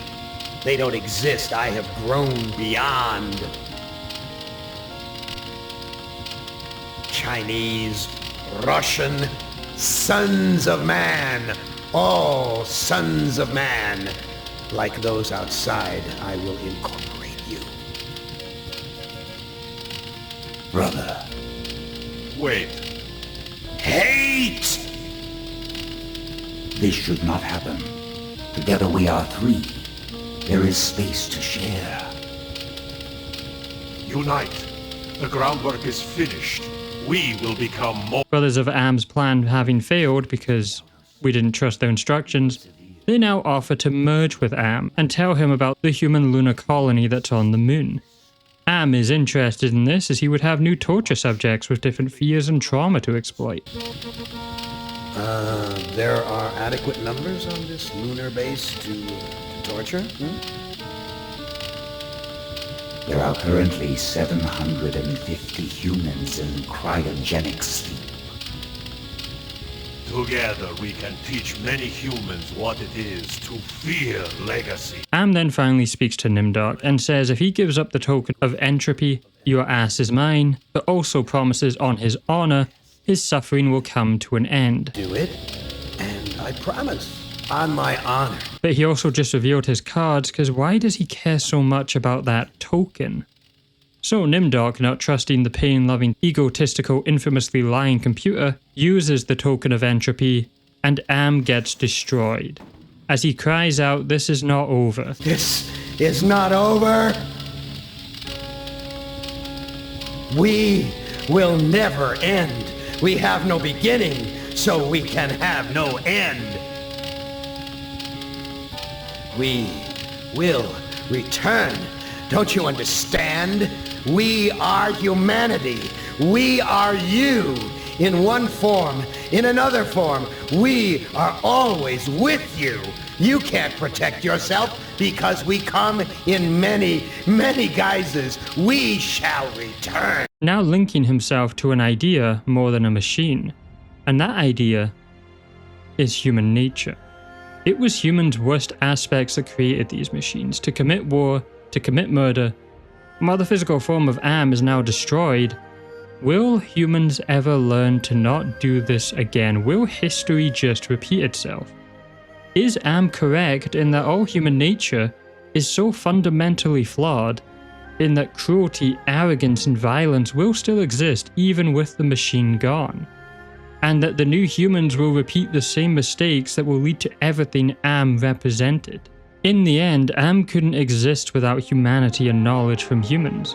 Am's death sends Nimdok back digitalized as we see all the scenarios exploding, and the hibernation of humans begin to defrost, with Earth's terraforming estimated to take 300 years. Hibernation defrost sequence initiated. Estimated time to complete Earth terraforming, 300 years. It is not so bad being a watchdog up here. I will keep the machines in their place until the lunar colony is ready to return to Earth. We were all heroes, in spite of ourselves. He who was the worst of them is never able to be redeemed, but will try to repent by making sure the Earth can be terraformed once again. The hate pillar is now inscribed with the words, "In Memorial, Gorrister, Ted, Nimdok, Ellen, and Benny." Nimdok has turned Am's monument of hate into one of remembrance, because the explosion of Am killed the other survivors. And while you would think their death is a sad ending, it's actually what they all wanted. The dark truth of this bleak story, the true goal of these characters, was simply to die.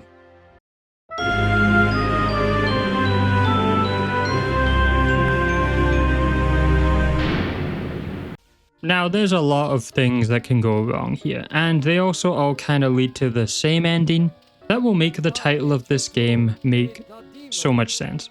So let's go back to the choices we can make as Nimdok first. Speaking to Am's subcomponents, I'm getting real tired of saying the countries' names out loud by now. They actually show Nimdok that the lunar colony is already dead. This is obviously a lie, as we saw in the best ending. They were perfectly fine. Nimdok instead uses the token of entropy on the entities and destroys them both. Now Am speaks, saying, "You vanquished my brothers." Vanquished my treacherous brothers. Did you expect gratitude from me? God does not feel gratitude. You are much too dangerous for me to keep in your present form. Now, I don't want to actually show the actual ending part of this because it's all the same for all of them, so we're going to leave that until the very final one. So the next ending we get is if you talk to the id and keep asking it questions, it starts shocking, killing Nimdok, lowering the barometer with each attack. The spiritual barometer is basically the health bar. This isn't actually vital to this ending, I just wanted to show it. But by simply just turning off the ego, trusting the brothers of Am, they now have control of the ego to dominate and take over Am.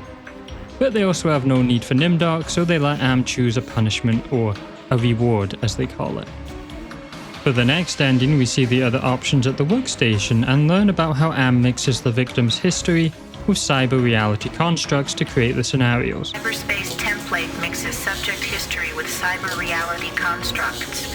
The result is often an allegorical experience, and one full of deeper meanings. Subject Benny appropriated a Chinese war memorial, Washington, D.C. An intense drive to be the best earned him the reputation of being a merciless military commander. Subject Ellen appropriated at Inksci Engineering, New York, New York. Panic attacks can undermine everything she has accomplished by her rapid climb up the corporate ladder. Subject Gorrister appropriated at Ruth's Drive and Diner, Atlanta, Georgia. Feelings of guilt over his wife's death have incited new attempts. Subject Nimdok appropriated at the New Brazilian International Airport, New Brazil, South America. Prevented from continuing his outlawed research by a failing memory. Subject Ted appropriated at the Epicurean Spa, Palm Springs, California. Exhibits paranoid tendencies despite wealth, good looks, and social connections.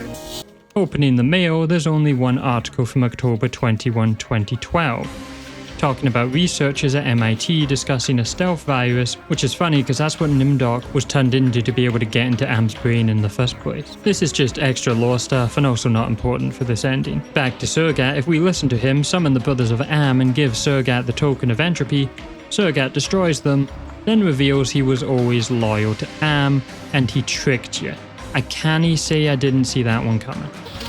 And as for you, I'm sure my master has something in mind to keep you from ever rising up against him. Another ending is if we disobey the instructions and turn off all but the ego, returning all computers now into an eternal stalemate for power. Nimdok then uses the token of entropy to destroy the brothers of Am, leaving just Am himself, but he's weakened, unable to harm Nimdok. The scenarios explode, killing the other survivors, but out of spite, Am now learns of the lunar colony and suspends the life support systems, killing the last of humanity, with Nimdok now actually being the last human. So bad being a watchdog up here. I keep the machines in place most of the time. But even I wept when one of Am's aspects killed the last human on the moon. But now it's the last one. And for this one, we're going to use the other characters. Picking Ellen, she can't enter the correct password, so we can't lower the bridge. So she wanders and she identifies the holographic projector and the robot programming area, eventually coming to a place with 5 skulls. You can see how ridiculous this ending is, because how is someone just meant to guess what to do here? There's point and click randomness, but this is insane. So as Ellen, she picks up the first skull, gets shocked, harming her, and then underneath that is a blue gem.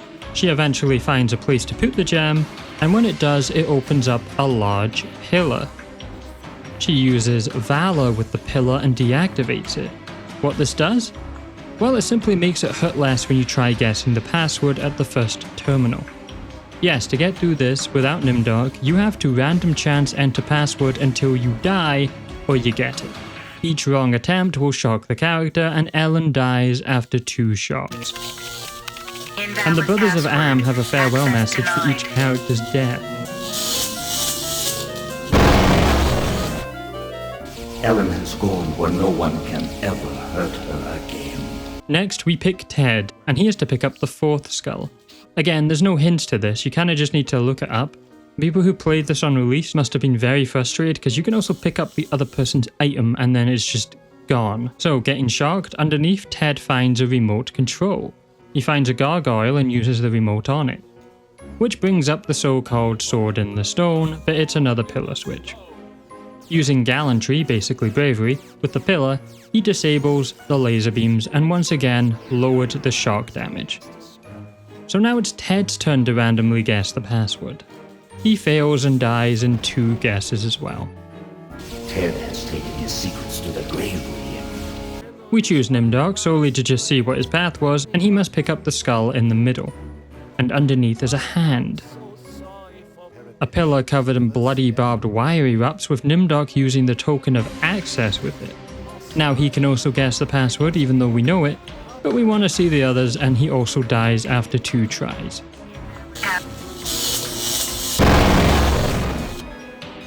Nimdok is finally in hell as he always thought he deserved.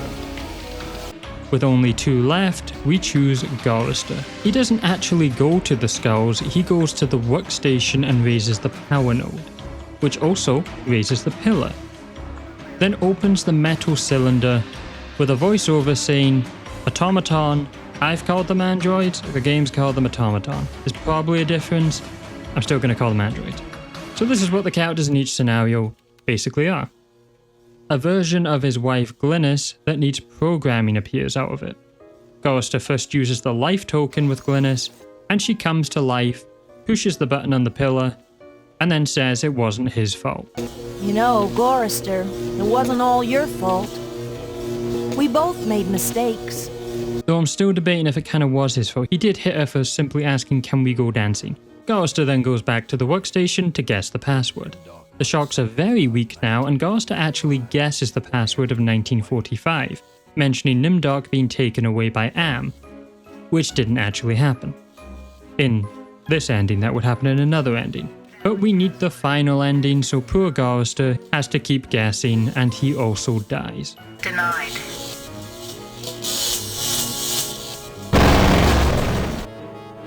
After so many failed, Gorrister has finally achieved death. Your four companions are dead, human. You are our last hope for shutting M down for good.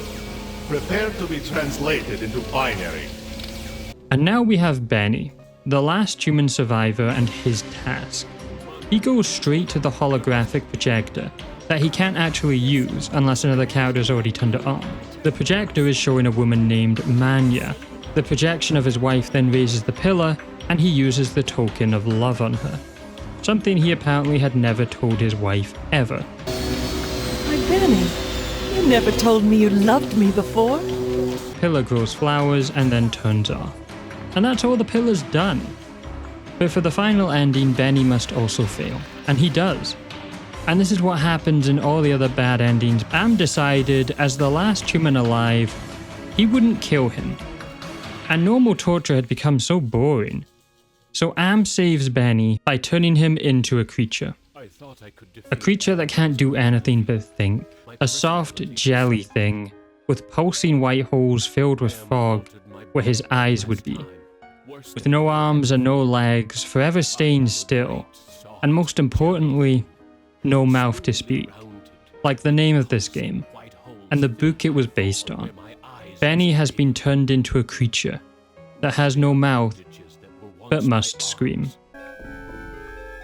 M altered my body one last time, worse than he ever had before. I am a great, soft, jelly thing, smoothly rounded, with pulsing white holes filled by fog where my eyes used to be. Rubbery appendages that were once my arms, bulks rounding down into legless humps of soft, slippery matter. Blotches of diseased, evil gray come and go on my surface, as though light is beamed from within. I have no mouth, and I must scream!